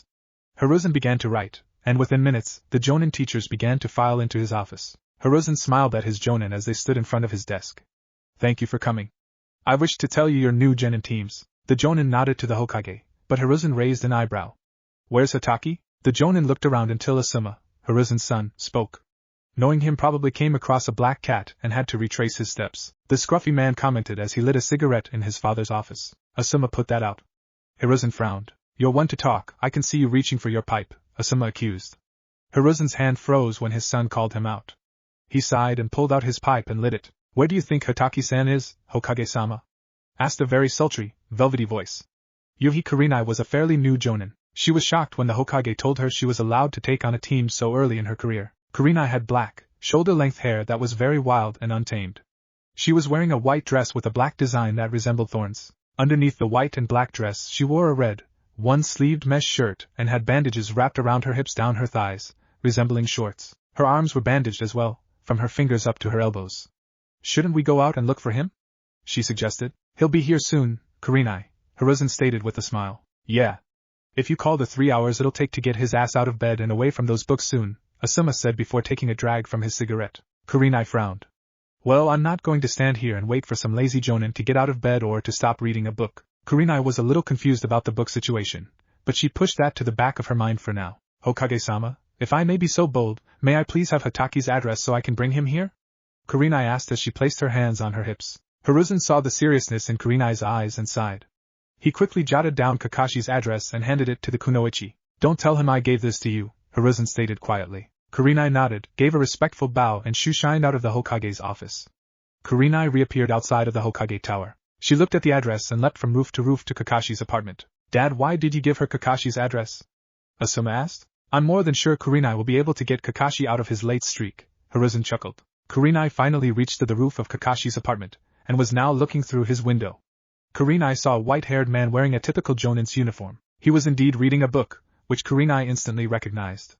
Ika? So he's a pervert. Fantastic, Kurenai thought sarcastically. Kurenai watched as Kakashi left his bedroom and figured the white-haired man was going to be leaving. She jumped from Kakashi's windowsill to the front door of the apartment building. Within seconds the door opened, revealing Hataki Kakashi. Hataki Kakashi? Kurenai asked. Yes? Who's asking? Kakashi said, trying to walk past Kurenai. Kurenai frowned and moved to step back in front of Kakashi. You're supposed to be in the Hokage's office right now for team assignments, Kurenai explained. I was going there. I have an errand to run for, Hey! Kakashi was hopping behind Kurenai as she began to pull him by his ear. You can run your errand as soon as we're finished at the Hokage's office, she stated as she dragged Kakashi every step of the way to the Hokage's office by his ear. Nice to have you join us, Kakashi, the Hokage chuckled. He could see Kakashi's annoyance, and his red and slightly swollen ear. I was on my way when Kurenai-san dragged me here. He frowned at the red-eyed woman. Indeed, Hiruzen chuckled again. Now that everyone is here, let's get on with it, shall we? Hiruzen grabbed a slip of paper from his desk and read it aloud. Team 6 will be Kazuma Ryo, Kazuma Kyo, and Asuka Hataru. Their sensei will be Akihiko Daisuke. The man known as Daisuke bowed to the Hokage. Hiruzen smiled and nodded to the Jonin. Team 7 will be Uchiha Sasuke, Hyuga Hinata, and Uzumaki Naruto. Their sensei will be Hatake Kakashi. Team 8 will be Inuzuka Kiba, Haruno Sakura, and Aburame Shino. Their sensei will be Yohei Kurenai. And Team 10 will be Akimichi Tsuji, Nara Shikamaru, and Yamanaka Ino. Their sensei will be Sarutobi Asuma, he said, smiling at his Jonin. Tomorrow your students will be informed of what teams they will be on. You are to be there at 10 o'clock. He smiled again. Hokage-sama, I'd like to make a request, Kurenai began. What is it, Kurenai? I request for Hyuga Hinata to be on my team. With Hinata's Byakugan, my team could be very proficient in tracking, she stated. You have made a good point. And believe me when I say I have gone over that point.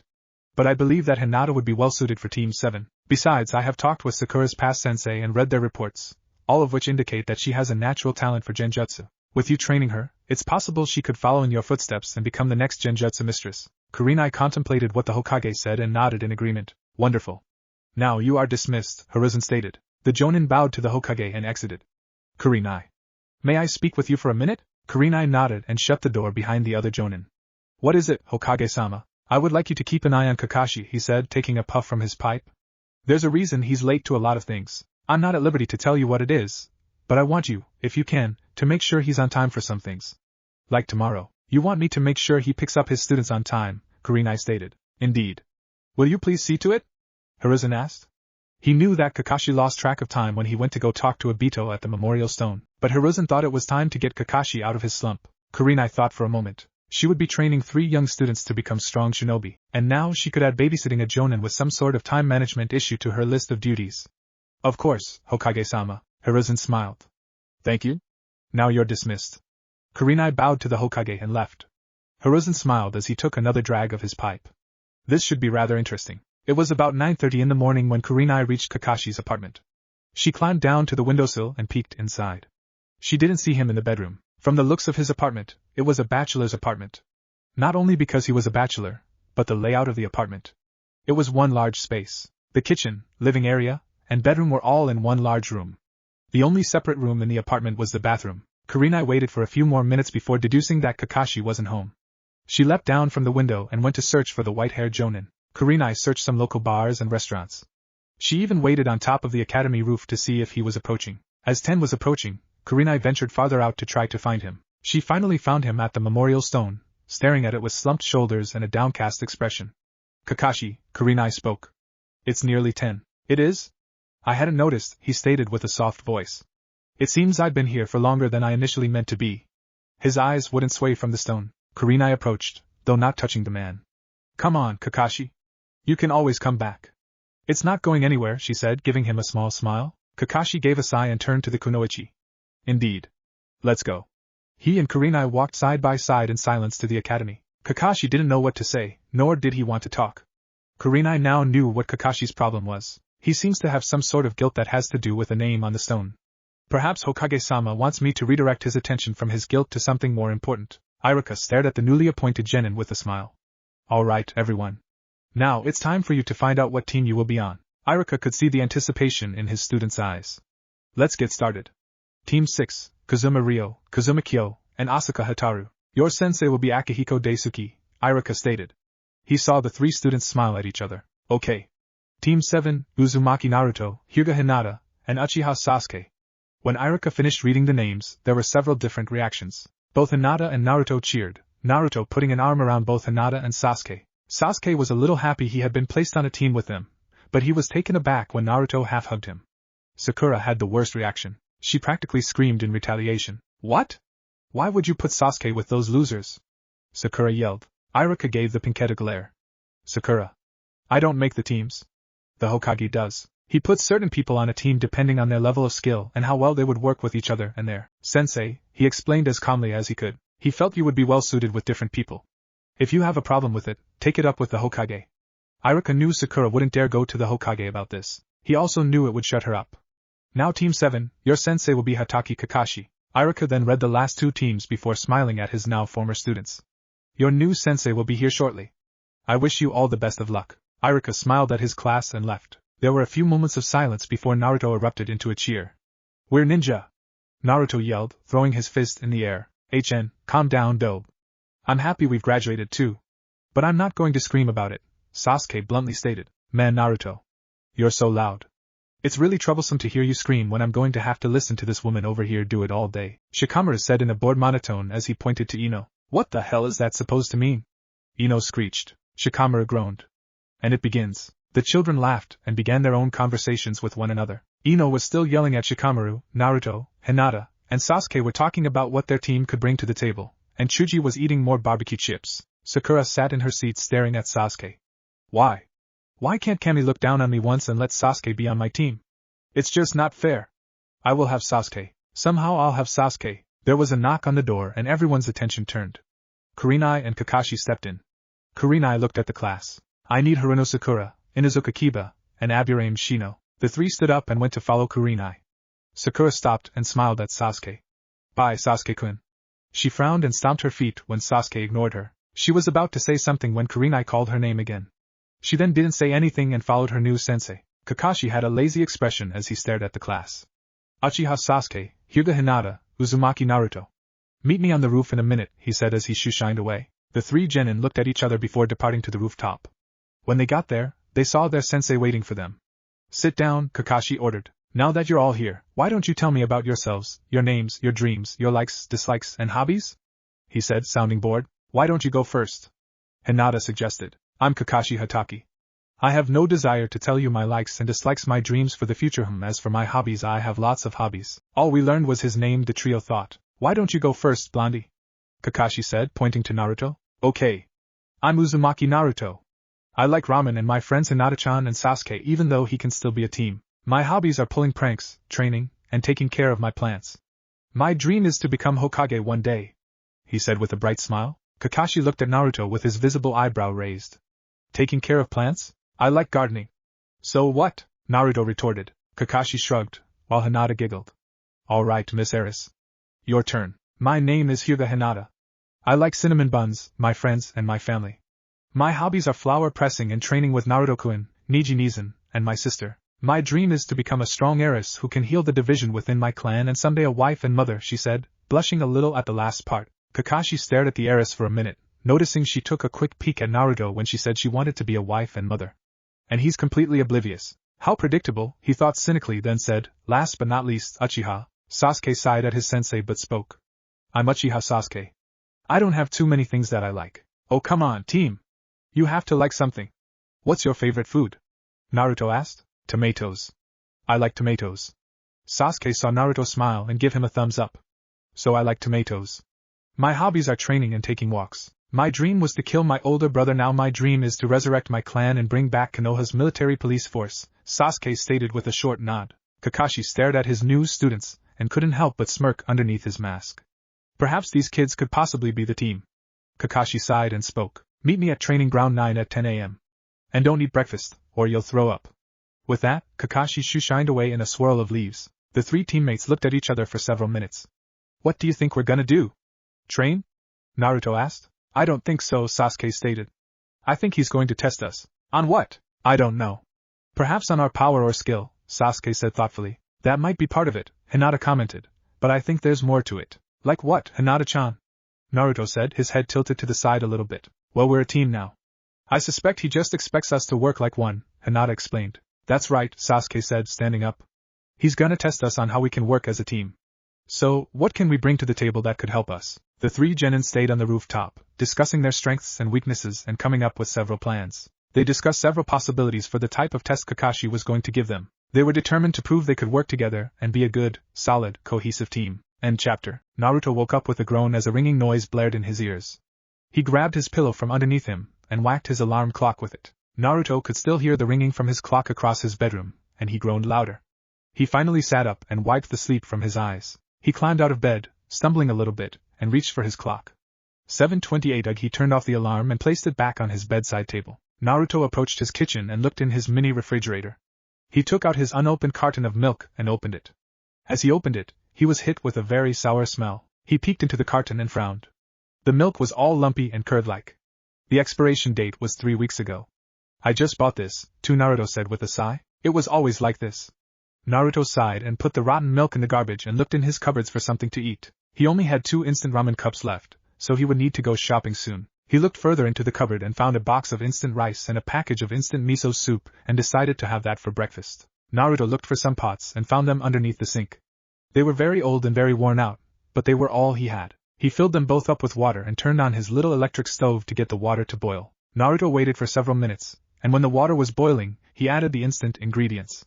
He then covered the pots and grabbed 2 bowls from the dish rack. Within minutes, the food was ready and he placed his rice in one bowl and the miso soup in another.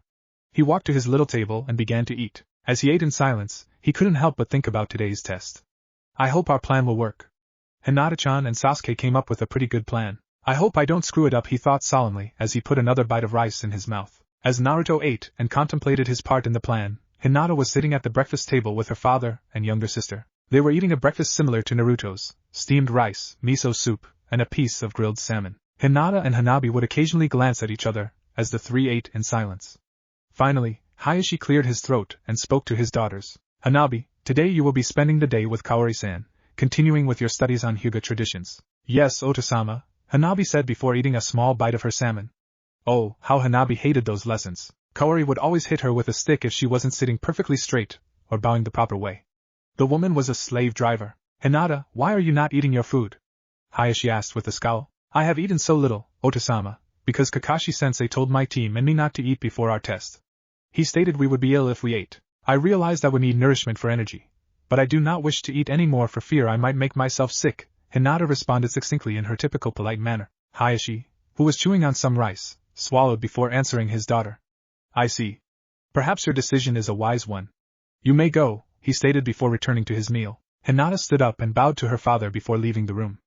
Hinata returned to her room and grabbed several necessities, kunai, shuriken, and her weapons pouch. Hinata looked at the small clock next to her bed and saw that it was a little past 8. She decided to leave for the training grounds, hoping Naruto and Sasuke would be there so they could go over their plan one more time. When Hinata arrived at the training grounds, she saw Sasuke leaning against one of the training logs. Good morning, Sasuke-san. Sasuke looked up and nodded at Hinata. Hey, has Naruto-kun arrived? She asked, approaching him. Not yet, he stated, stretching his arms over his head. Knowing him, he'll be here soon. Then he'll ramble on about how awesome it is that we're here, Sasuke added, his voice bored. He did hope Naruto got there soon so they could go over their plan one more time. Hinata nodded at Sasuke's point. Her crush would do that.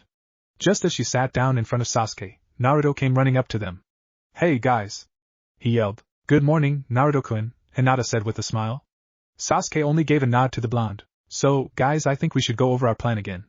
I want to make sure I can do it without screwing up, Naruto said with a nervous chuckle as he rubbed the back of his head. Sasuke and Hinata stared at Naruto for a moment. Hinata was a little worried at what Naruto had said.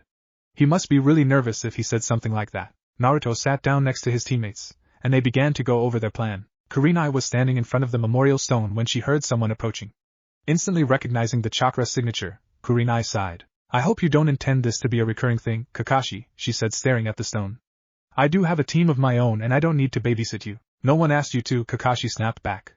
Why was she always following him? Actually, I was asked. Hokage-sama wants me to make sure this constant tardiness of yours stops. You're always here when you're tardy, aren't you?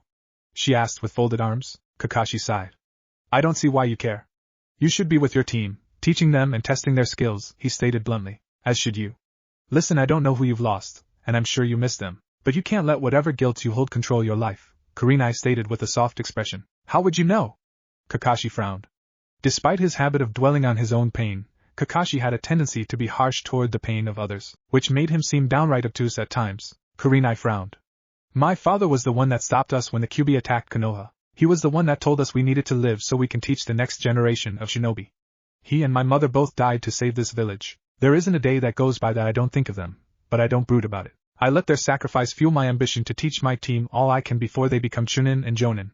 Their sacrifice keeps me going and fighting. Kakashi stared at the woman in slight awe. Here she was, in a situation much like his own, but she made something out of herself. He was standing here brooding and staring at the stone in guilt. Perhaps he did need to change. He couldn't continue to live his life like this. What did you do? Kurenai blinked at his statement. You mean, how did I cope? Kakashi nodded. Kurenai gave a soft smile. It's not easy, Kakashi. Nothing is. I trained. I took my father's words to heart, and trained as hard as I could so I could make him proud. Stopping a moment, she noticed that Kakashi seemed to be watching her closely, waiting for something. She finished, if you want my advice, I'd say you should train your team with everything you have so that whoever it is you lost can watch over you with pride too. Kakashi stared at the woman before him. He didn't want to admit it, but she was absolutely right. Kakashi merely sighed. I think we should be getting to our teams, he said, shoving his hands into his pockets. Kurenai smiled. I'll buy the first round of drinks after our meetings, she joked. Kakashi didn't laugh, but he did appreciate the small gesture. The three genin waited impatiently for their sensei. It was nearing 10, and their sensei still hadn't arrived yet. Naruto groaned. When's sensei going to get here? He whined. Naruto, I'm only going to say this one more time. Shut up, Sasuke growled. I don't want to hear you whining about how bored you are. Naruto frowned. Jerk, he said, folding his arms over his chest and pouting. Suddenly the genin heard footsteps and turned in the footsteps' direction. Kakashi was approaching them. Kakashi smiled underneath his mask. Hello, students. Good to see you this morning. The three genin stared at their teacher with confusion. He looked a lot happier than he did yesterday. All right. Are you ready for your test? Kakashi heard the three genin give their affirmative answer. Good. Now, I have these bells. You have until noon to get them, Kakashi said, holding out 2 bells. His onyx-colored eye was now shaped in an upside-down U. But there are only 2 bells. Naruto frowned. Obviously, Sasuke stated. Naruto glared at Sasuke and stuck his tongue out at him. As obvious as Naruto's statement was, there is a reason I have 2 bells. You're to take the bells from me. Only 2 of you can have the bells. The one that doesn't get a bell will be tied to a training log while the others have lunch. His eye smile never wavered. Oh yeah? One last thing. Anyone who doesn't get a bell will also be sent back to the academy. What? Naruto yelled. That's not fair. I agree with the dobe. You can't send us back to the academy if a genin can't get a bell from a jonin, Sasuke stated bluntly. I agree with Sasuke-san, Hinata chipped in. Yeah. It's such crap that you'd send us all back because we couldn't get the bells. Naruto screamed. Kakashi stared at his students, slightly amazed that they're already forming teamwork. Kakashi then smirked. I know you're all angry about this, but it is the test I have given you. The three genin glared at their teacher, but they eventually consented to the test. Good. He started the timer, and turned to his students. Your test starts now. All 3 genin disappeared into the trees and bushes. Kakashi waited several moments before he pulled out an orange book. Might as well do some reading before they decide to attack. He then chuckled to himself as he read the scene he opened to. He was just getting into his reading when Naruto jumped out in front of him. Just my luck, he thought. I've got you now, Kakashi-sensei. You won't be able to get away from me now. Naruto charged at his teacher, kunai drawn. He went to stab the jonin, but the attack was easily dodged. Naruto threw the kunai at the masked man, and said man merely jumped in the air, dodging that attack as well, all while still reading the orange book in his hands. Hey, put that book down and take me seriously, Naruto yelled. Naruto noticed that his sensei wasn't even paying attention to him, which just served to fuel Naruto's rage even more. Naruto charged at his sensei one more time, and once again, it proved to be futile. This time, however, Kakashi was behind Naruto after the blonde's failed attack. The blonde slowly turned his head around to stare at the white-haired man, almost in a robotic manner. A look of horror was plastered on his face. Leaf Village Secret Finger Jutsu, Senin Goroshi.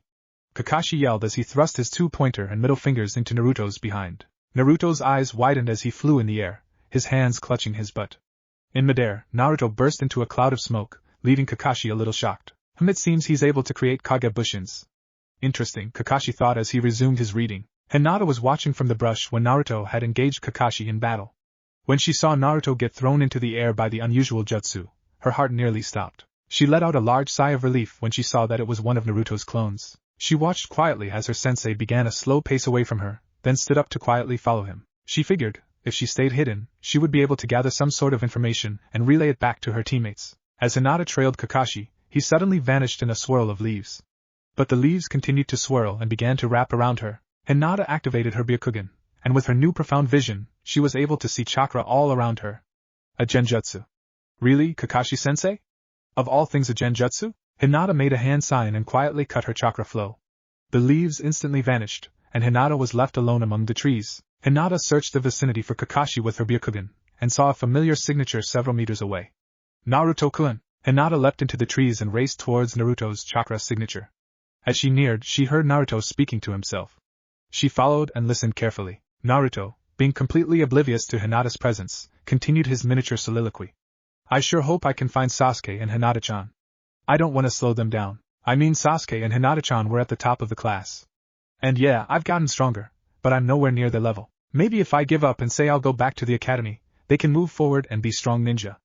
I mean, what's one more year in the academy? Naruto chuckled, trying to convince himself that sacrificing his part in the team would make him happy. Hinata watched her crush walk on, and felt tears trickling down her cheek. No, Naruto-kun!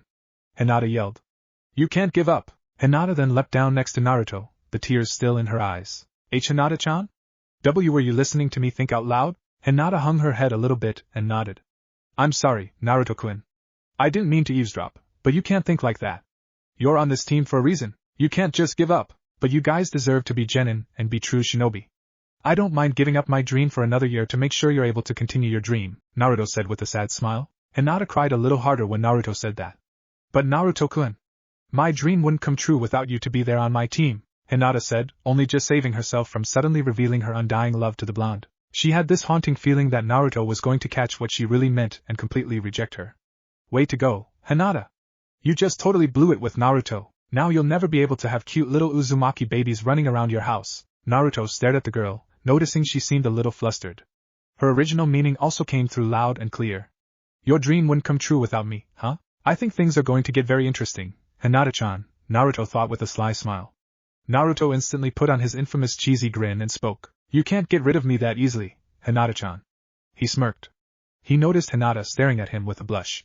Sorry, I was down on myself. I guess I'm so used to failure. The thought of becoming a true genin seemed too good to be true, and when Kakashi-sensei said that we might go back to the academy, I knew it was, so I figured I'd do what I could to make sure the team was a success and take out the weak link. Naruto then rubbed behind his head sheepishly. Hinata stared at the boy with a bright red face. So are you going to stay, Naruto-kun? Naruto smiled. Yes, Hinata-chan. I'm staying, he said, placing a hand on her shoulder. She was so happy that she couldn't help but smile from ear to ear. But even then she couldn't quite get up the nerve to show Naruto just how much he meant to her not yet. Well, it would probably be a good idea to find Sasuke. I mean, if we're going to get those bells, 3-on-1 are better odds than 1-on-1, Naruto said with a nod. Hinata agreed. The two friends walked side by side to find their third teammate. Sasuke was on high alert as he walked through the training grounds. He didn't know where Hinata or Naruto was, but unless they both had the bells, he wasn't too concerned. As Sasuke walked down the path, he noticed a leg hanging down from a tree branch. When Sasuke looked up, he saw his sensei sitting on the branch reading an orange book. Hey, I want those bells! Sasuke yelled as he leapt up towards his sensei. Kakashi looked down at the oncoming Sasuke and calmly jumped out of the way. Sasuke landed on the ground, skidding on his feet several feet back. The raven-haired boy reached into his back pouch and threw a handful of shuriken at his sensei. Sasuke watched as the shuriken impaled themselves in the older man's body. Sasuke wasn't surprised at all when the man disappeared in a puff of smoke and a large log appeared with the shuriken in it. The boy's onyx eyes scanned the area around him, trying to locate his elusive sensei. Kakashi was standing on a branch of a tree, hidden from Sasuke's eyes. Let's see how strong the Uchiha is. Kakashi put his erotica book away, moved to Sasuke's line of sight, and watched as the boy rushed towards him again. Kakashi blocked Sasuke's punch to his face, grabbing his fist in the process. Kakashi grabbed Sasuke's other fist as the boy tried to punch him again. He was slightly taken by surprise when Sasuke kicked up from the ground, contorting his body to kick at his head. Kakashi easily recovered from the shock and blocked the boy's foot by letting go of one of Sasuke's hands to grab his foot. Kakashi felt the boy swing down to grab a bell, but Kakashi moved quickly and dropped Sasuke before the boy's hand could reach the bell. Sasuke fell onto his head with a thump. He sat up and put a hand on his head. He growled at the white-haired man, who was now standing several feet away from him. He noticed Kakashi giving him an intense gaze. Sasuke raised an eyebrow at the man. Why is he staring at me like that? Sasuke stood up and dusted himself off, staring at the man before him with matching intensity. Sasuke took a deep breath and rushed towards his sensei once again, and began his attack. Sasuke threw several punches and kicks at the man. One of Sasuke's kicks landed on Kakashi's left rib cage. In an instant, Kakashi burst into a puff of smoke. Sasuke figured it was a substitute, but suddenly, he was engaged in a hand-to-hand combat match with his teacher. As Sasuke fought with his sensei, something was bothering him. Why would Kakashi substitute with nothing? He is a jonin, perhaps a hidden smoke bomb exploded to throw me off and make me drop my guard. Sasuke somehow deduced. Kakashi sighed as he watched Sasuke from a tree branch. He was easier to place in a genjutsu than I originally thought. Perhaps these kids aren't the team I thought they'd be. Kakashi reached into his cream-colored pouch and pulled out his erotica book. Kakashi let out another sigh before leaving the Uchiha to the genjutsu. Naruto and Hinata were walking side by side, observant of their surroundings.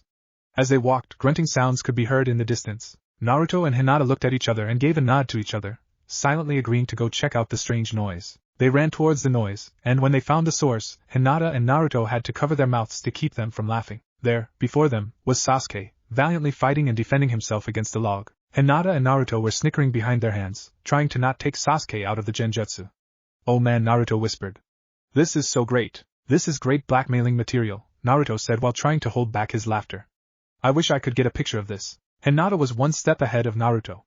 Hinata had originally brought a camera to commemorate her first day as a ninja, but this was a much better use for it. Hinata aimed her camera at Sasuke and began snapping pictures. She took 5 pictures total, all of them were of Sasuke in different poses. It was obvious in the pictures that the boy was in a genjutsu due to his eyes being hazed over. Hinata then pocketed her camera before speaking to Naruto. "Should we cancel the genjutsu? Let me have a few more moments of this bliss."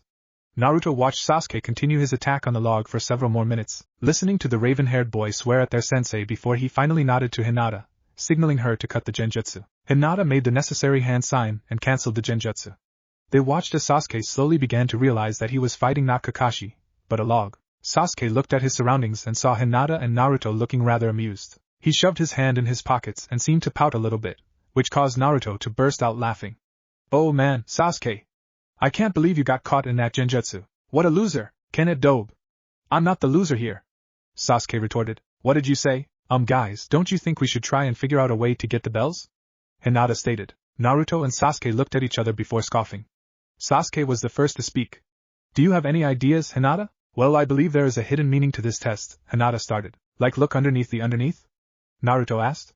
That saying was one of the first things Iruka had taught them. In many missions, there tended to be a hidden meaning, or a hidden task within the mission. Hinata nodded and smiled. "Exactly. But I don't know what it could be," Sasuke frowned. "Well, it has to do with the bells." "I mean, why else would he have them if they weren't important?" Sasuke said as he crossed his arms over his chest. "Maybe he has a hidden third bell somewhere." Naruto was sitting cross-legged on the ground, deep in thought.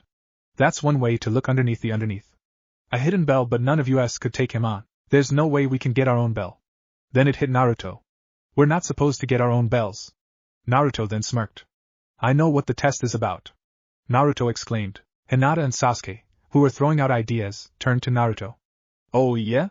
What is it about then, Dobe?" "Well, Sasuke, you said earlier that it wouldn't be fair to send us back if we couldn't get the bells from a jonin. Well, honestly, separately there is no way any of us could get a bell. What are we gonna do then, Naruto?" "We can't just sit around and wait for the bell to ring," Sasuke explained. "Well, obviously. But think about it. Trying to get a bell on our own is stupid. Our chances of getting a bell are slim to none, but what would our chances be if we all tried to get a bell together?" Naruto asked with a large smile. Hinata smiled. "It would be much higher. We may be genin, but if we work together, there is a higher possibility of getting a bell." Sasuke stared at Naruto and scoffed. "Who would have thought you would have figured it out, Naruto?" "I must say, I'm slightly impressed." Naruto smiled brightly. That was the first time he'd received a compliment from Sasuke. "I think I might have an idea." "What is it, Naruto-kun?" Hinata asked. "Okay. So this is what I was thinking." Naruto smirked. Kakashi was not a happy man. Not only had he lost his book, he lost it to Naruto. Flashback. Kakashi continued his leisurely path to nowhere as his eyes scanned over the very worn, very dirty page. It was fairly obvious he was rather enjoying his book. Although he was aware of 2 chakra signatures behind him that belonged to Naruto and Sasuke, he didn't feel the need to bring his attention to them. Kakashi figured, if they tried to attack, he'd be able to defend himself well enough without taking his eyes off his book. Kakashi was slightly surprised when the genin threw smoke bombs at him. Surrounding the area was smoke. Kakashi was waiting patiently for either the smoke to clear or the genin to attack. He was caught completely off guard when he felt his book taken from him. When the smoke finally cleared, there was no sign of the 2 genin. Kakashi frowned and began to look for his students. And his book. End flashback. Kakashi frowned as he scanned his surroundings. "I can't believe I'm the one tracking the kids down." Kakashi pouted a little behind his mask. Kakashi noticed a small orange square several meters away. Kakashi blinked at the obvious trap. "Do they honestly think I'm going to fall for it?" Kakashi sighed and began to walk away from his book. Hinata, who was hiding in the trees, watched Kakashi walk away. "Looks like Kakashi-sensei forgot to look underneath the underneath." Hinata smiled and began to move as fast as she could towards Naruto and Sasuke. Naruto and Sasuke were also hiding among the trees but were much farther from where Hinata was stationed. "Do you think Kakashi-sensei fell for it?" Naruto whispered to his teammate. "We can only hope," Sasuke said with a shrug. The 2 boys sat quietly after that, waiting for Hinata to return. They only had to wait a few minutes before she landed next to them. "So?" Did Kakashi buy it? Hinata nodded. He quickly suspected we were going to do a simple trap. He's headed this way. She smiled. It's all according to your plan, Naruto-kun. Naruto grinned and rubbed the back of his head. Hee hee. Yeah. I was really happy when you showed up, Hinata. I was kinda expecting Kakashi to grab his book and go. Hinata smiled at her crush. Well, let's see if we can see this plan through. She smiled again. Sasuke slightly waved at the couple. Sure. Here he comes, the boy whispered. Naruto and Hinata looked down, and sure enough, Kakashi was walking beneath them. Naruto smirked at his teammates, and made a hand sign. Kakashi was a little unhappy at the moment. His students hadn't popped up since he found their trap, and he was getting to be more and more positive that the alarm was going to go off soon and that he would have to send his students back to the academy. Kakashi didn't want to admit it, but he didn't want to send these kids back. Kakashi turned his attention from his thoughts to his surroundings. He could feel his students' chakra signatures near him. Are they following me? That's not possible. I would have felt their signatures earlier. Hey! Kakashi-sensei! Naruto yelled from above. Kakashi looked up and saw his 3 students flying straight for him. Kakashi jumped out of the way, his 3 students landing where he once stood. The 3 took their fighting stances and looked ready to charge.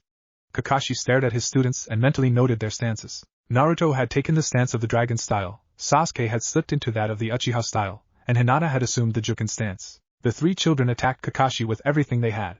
They punched, kicked, and palm-striked with all their hearts, trying to land even one attack on their teacher. Kakashi was honestly having a hard time trying to fend off his 3 students. He had learned that both Naruto and Hinata had trained over the break, but he wasn't convinced they had improved until now. Hinata had attacked with such vigor and precision, and Naruto wasn't nearly as sloppy as he used to be.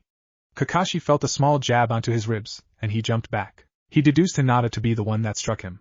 He could tell there was a slowdown of chakra flow around his ribs. Kakashi frowned and charged his students, but what they did surprised him. They jumped back up into the trees. It confused him. Why would they attack and just suddenly leave? Kakashi became more confused when they returned to their position in front of him. And now they're back. What are they planning? Kakashi couldn't keep a small smirk off his face. They're planning. He was very happy that these children were understanding the meaning behind this test. The 3 students took their stances again, but something was different. Hinata's and Sasuke's stances are quite sloppy. It's almost like they aren't themselves. Kakashi then realized that the 3, or at least Hinata and Sasuke, were clones. Kakashi then charged his students. They just seemed to stand there. That just confirmed Kakashi's guess of them being clones. Kakashi drew a kunai from a hidden pocket and swiped at the clones. The kunai punctured every clone, causing a large deal of smoke to surround Kakashi. Kakashi waited patiently for the smoke to clear, but it wasn't. It seemed to get darker. Kakashi sniffed the air. This isn't smoke, this is gunpowder. Kakashi realized what jutsu this was. His friend Asuma used this jutsu. Crap. But how could this happen? Their trap was my shit. It had finally hit Kakashi. His book was a trap to get him to go the other way. His book wasn't to bait him towards the book. It baited him to go the other way. Way to go, Kakashi. You didn't look underneath the underneath. I have to get out of here. He knew he couldn't run. He wouldn't make it out of the blast. He could only do one thing, and he was not happy about it. Kakashi made a quick hand sign and substituted himself just as a large fireball crashed into the gunpowder, causing a huge explosion. Sasuke, Naruto, and Hinata had managed to make it far enough away before Sasuke launched his katan, Gokaki no Jutsu. Naruto looked at his teammates with a smile. Think we got him? I don't know, Sasuke said with a shrug. I mean, that blast was big enough to probably leave a nice crater in the ground. True, but Kakashi-sensei is a jonin. I'm sure that he made it out of the blast safely, Hinata stated with a nod. Indeed I did. Naruto, Hinata, and Sasuke all gasped in surprise and turned around robotically to look at their sensei. Kakashi was staring at them, his eye once again in the shape of AU. He was holding the little alarm clock in his hands and showing it to his students. 1 minute until time was up. Looks like you guys failed. But we didn't really fail, did we, Kakashi-sensei? Hinata asked. What do you mean? It was a test of teamwork. Naruto exclaimed. We wouldn't be able to get the bells by ourselves, and there are only 2 bells. Which means that if 2 people got the bells, but the 3rd didn't, you'd have to send us back to the academy anyways. Sasuke nodded. It's true. The Hokage wouldn't pass a 2-man genin team unless it was absolutely necessary. We did what we could to prove that we could function as a team, Naruto said with a smile. Kakashi stared at his students and couldn't help but feel a little proud that his students figured the test out. Well then, congratulations. You 3 passed. All right. Naruto yelled. He leapt into the air from the tree branch, but missed it on the landing and crashed into the ground. Naruto-kun! Hinata gasped and jumped down to check on her crush. Ow, Sasuke sighed.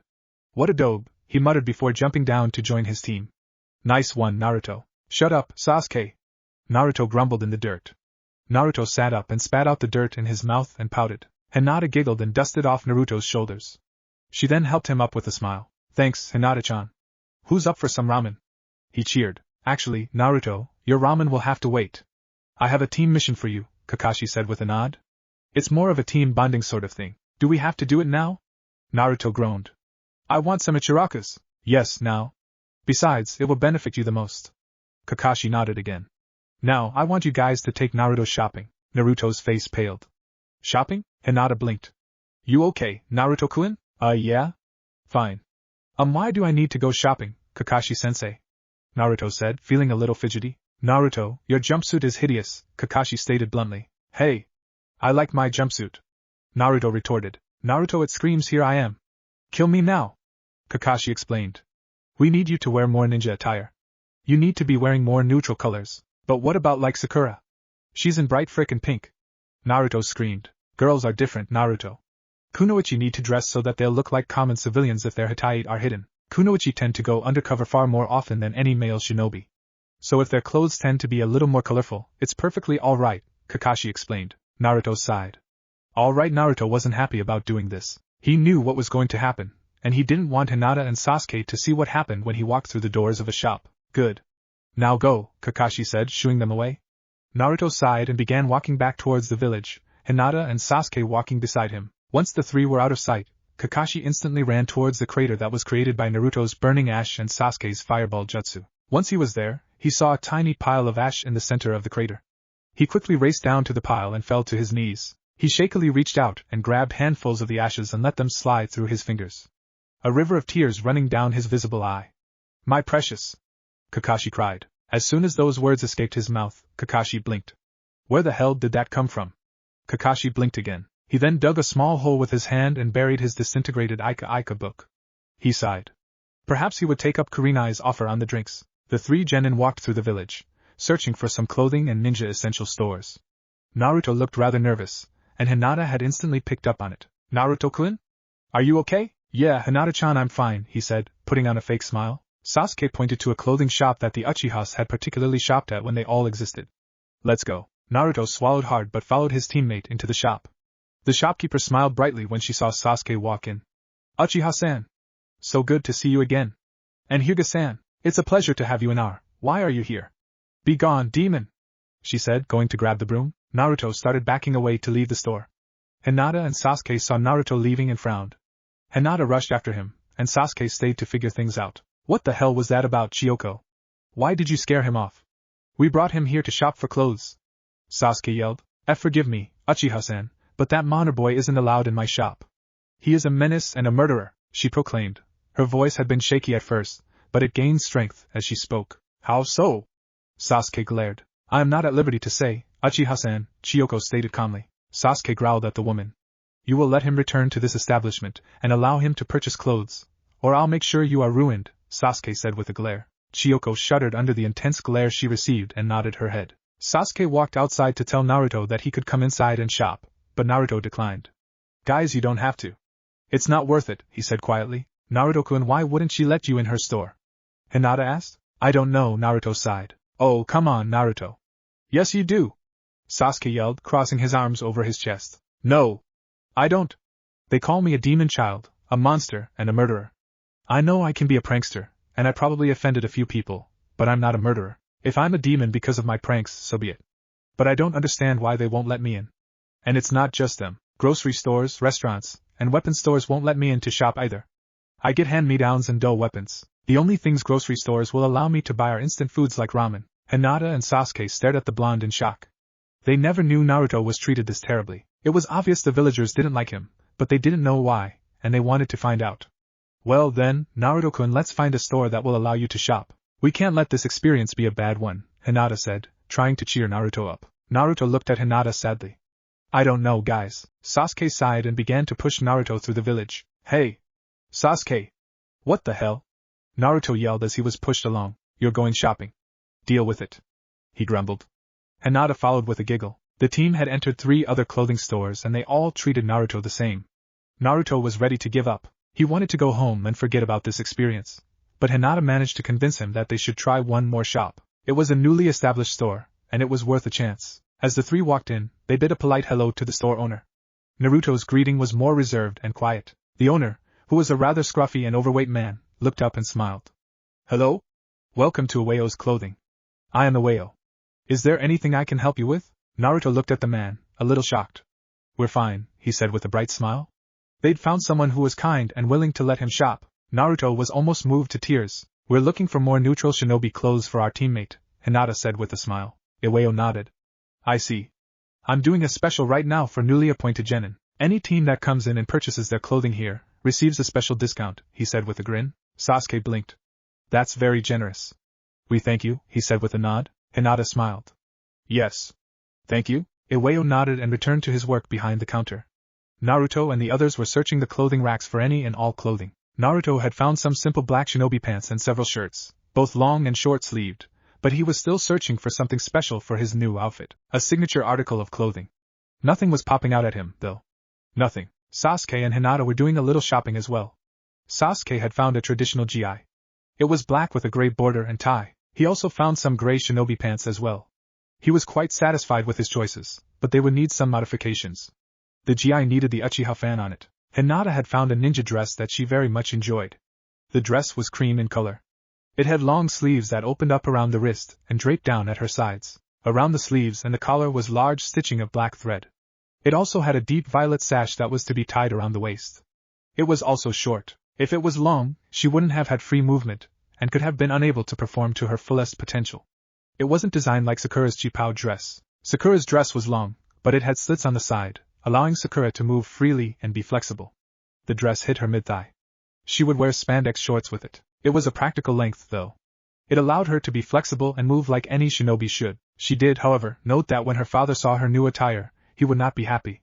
She decided she would deal with that later. The team came up to pay for their outfits, and Naruto looked a little dejected. Is there something wrong, young man? Ueo asked. Nothing's wrong really. I'm very happy with my picks, but I was just kind of looking for a signature piece. An article of clothing that just screams I am Uzumaki Naruto. Naruto chuckled slightly. Did you just say Uzumaki? Came a loud but feminine voice. The four turned towards the door and saw two children, a boy and a girl, both around the genin's age. It's about time you two got back. Ueo frowned. The boy had spiky brown hair, chocolate brown eyes, and stood at 5'7". He was tall for a 13-year-old. The girl stood at 5 feet with bright red hair and bright red eyes. She had a Konoha Hittite around her forehead and wore brown glasses. Ueo sighed. Kids, this is my son Ichiraku and his fiancée Karen. Naruto blinked. Hi. I'm Uzumaki Naruto. This is Hyuga Hinata. And that's Uchiha Sasuke, Naruto introduced. Karen slightly narrowed her eyes at Naruto. So he is an Uzumaki. Karen then smiled. Welcome to our store. It isn't your store, Karen. You decided against the business. Ueo frowned. Karen frowned. Well, bleed to you too. Karen huffed. Ikira chuckled nervously. Oto-san, don't be like that. Karen became a ninja so we could stay and work here in Konoha. Humph. Doesn't mean I have to like it. Ueo said, crossing his arms. Karen rolled her eyes and walked in with Ichiraku, carrying in material and supplies for the shop.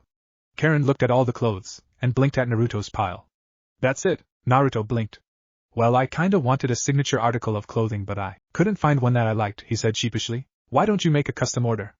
Ichiraku suggested. You can do that? Naruto blinked. Karen blinked in confusion. Yeah, she said, placing the thread and fabric on the sewing table. We do custom orders for pretty much anything. Naruto turned back to the owner and smiled brightly. Really? Oh man. I would love to have something unique and different. Ueo turned to his son and nodded. All right. I'm sure Ichiraku will be able to come up with something. He's the more creative between the two of us. Ahem. Karen yelled. Between the two of us, he restated, ignoring Karen's newest attempt to have herself be counted as a crucial part of his family's business. Team 7 chuckled nervously. Ueo rang up the kids separately, giving each of them the new genin team discount. Now Uzumaki-san, Ueo started, you will have to pay for your order once it is complete. It will take several days to make.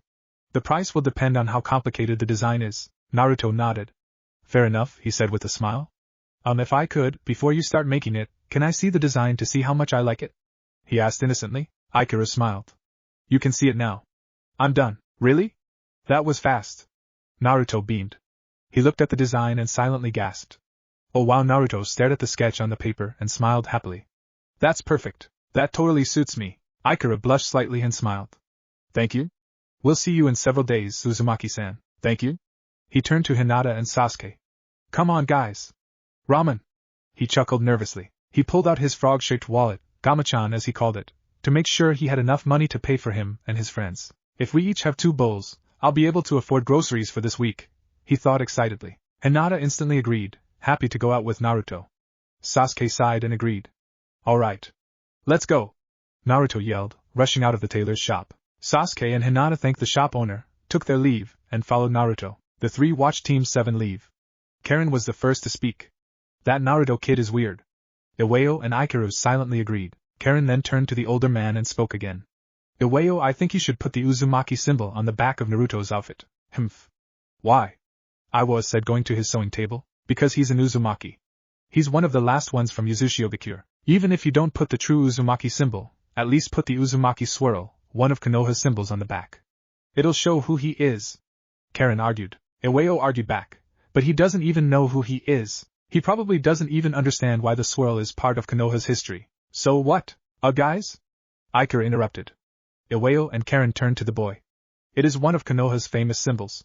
That's all the excuse we need to add it to the design. If he asks why, that is the reason we'll give. Karen and Iwao looked at each other, then back at Ichiraku and smiled. I'm engaged to such a smart boy. Karen gushed. You wouldn't be if it wasn't for his mother and yours, Iwao grumbled. Oh, shut up, Iwao. If I remember what your wife said, you were all for this 7 years ago. Karen argued. Iwao grumbled as he began his work on Naruto's order. It was cold. Quiet. Dark. Damp. Several sounds came from the silence. Squeaking. Hissing. Then silence. It was only the calm before the storm. Tortured screeches echoed through the darkness. There was only one deduction. The snake in the room was hungry, and rat was on the menu. Then more hissing ensued. It was the only sound in the darkness. Soon there was more. But the hissing sounded more like laughter? How was that possible? Coo. You attempted to escape. How could you do this to me? Lanterns were suddenly lit throughout the room. But it wasn't a room, more like a dungeon. I'm surprised by you, Kokwon. A small girl was chained to the wall behind large steel bars. She wore fishnet stockings with beige-colored shorts. She also had on a fishnet shirt with a lavender vest over it. An otogekure hitaite covered her forehead. Her clothes were dirty, rumpled, and had several holes and tears in them. Her eyes were puffy and had dark circles under her eyes. Her once shimmering silver hair was now covered in dirt and matted in several places. She looked up with her eerie yellow eyes full of hatred. Oh, such hatred in those eyes. Why do you hate me so? I took you in when you had no one. Liar! My mother sold me to you so you wouldn't harm anyone else. The deepest circle of hell is reserved only for you, Orochimaru. She spat. Besides, you only wanted me for my power. Orochimaru chuckled and made a hand sign as he stared into his prisoner's eyes. Kokon's eyes widened, and she gritted her teeth. The pain coursing through her body was extreme. Black seal markings spread up onto her cheek as she held in her screams. It was the curse seal of heaven. She had received it when she had arrived at Orochimaru's hideout all those years ago. This was his ultimate method of controlling her. Whenever she showed any sort of rebellion, this was her punishment. It seems you learned not to scream. Well done. Orochimaru chuckled and cancelled the activation. You should behave while you rot down here, Kokwon. Soon you will be used for what you were born to be. My new host. He chuckled again, sending chills up Kokon's spine. Kokon's eyes widened. No, Orochimaru cackled. Enjoy your time here, Kokwon. It will be short-lived. Kokwon watched the demon leave, and she couldn't help but feel slightly defeated. She had to find a way out. But how would she? She had already tried once, and now she was here. What can I do? End chapter. What if Naruto returns from training cold Naruhina?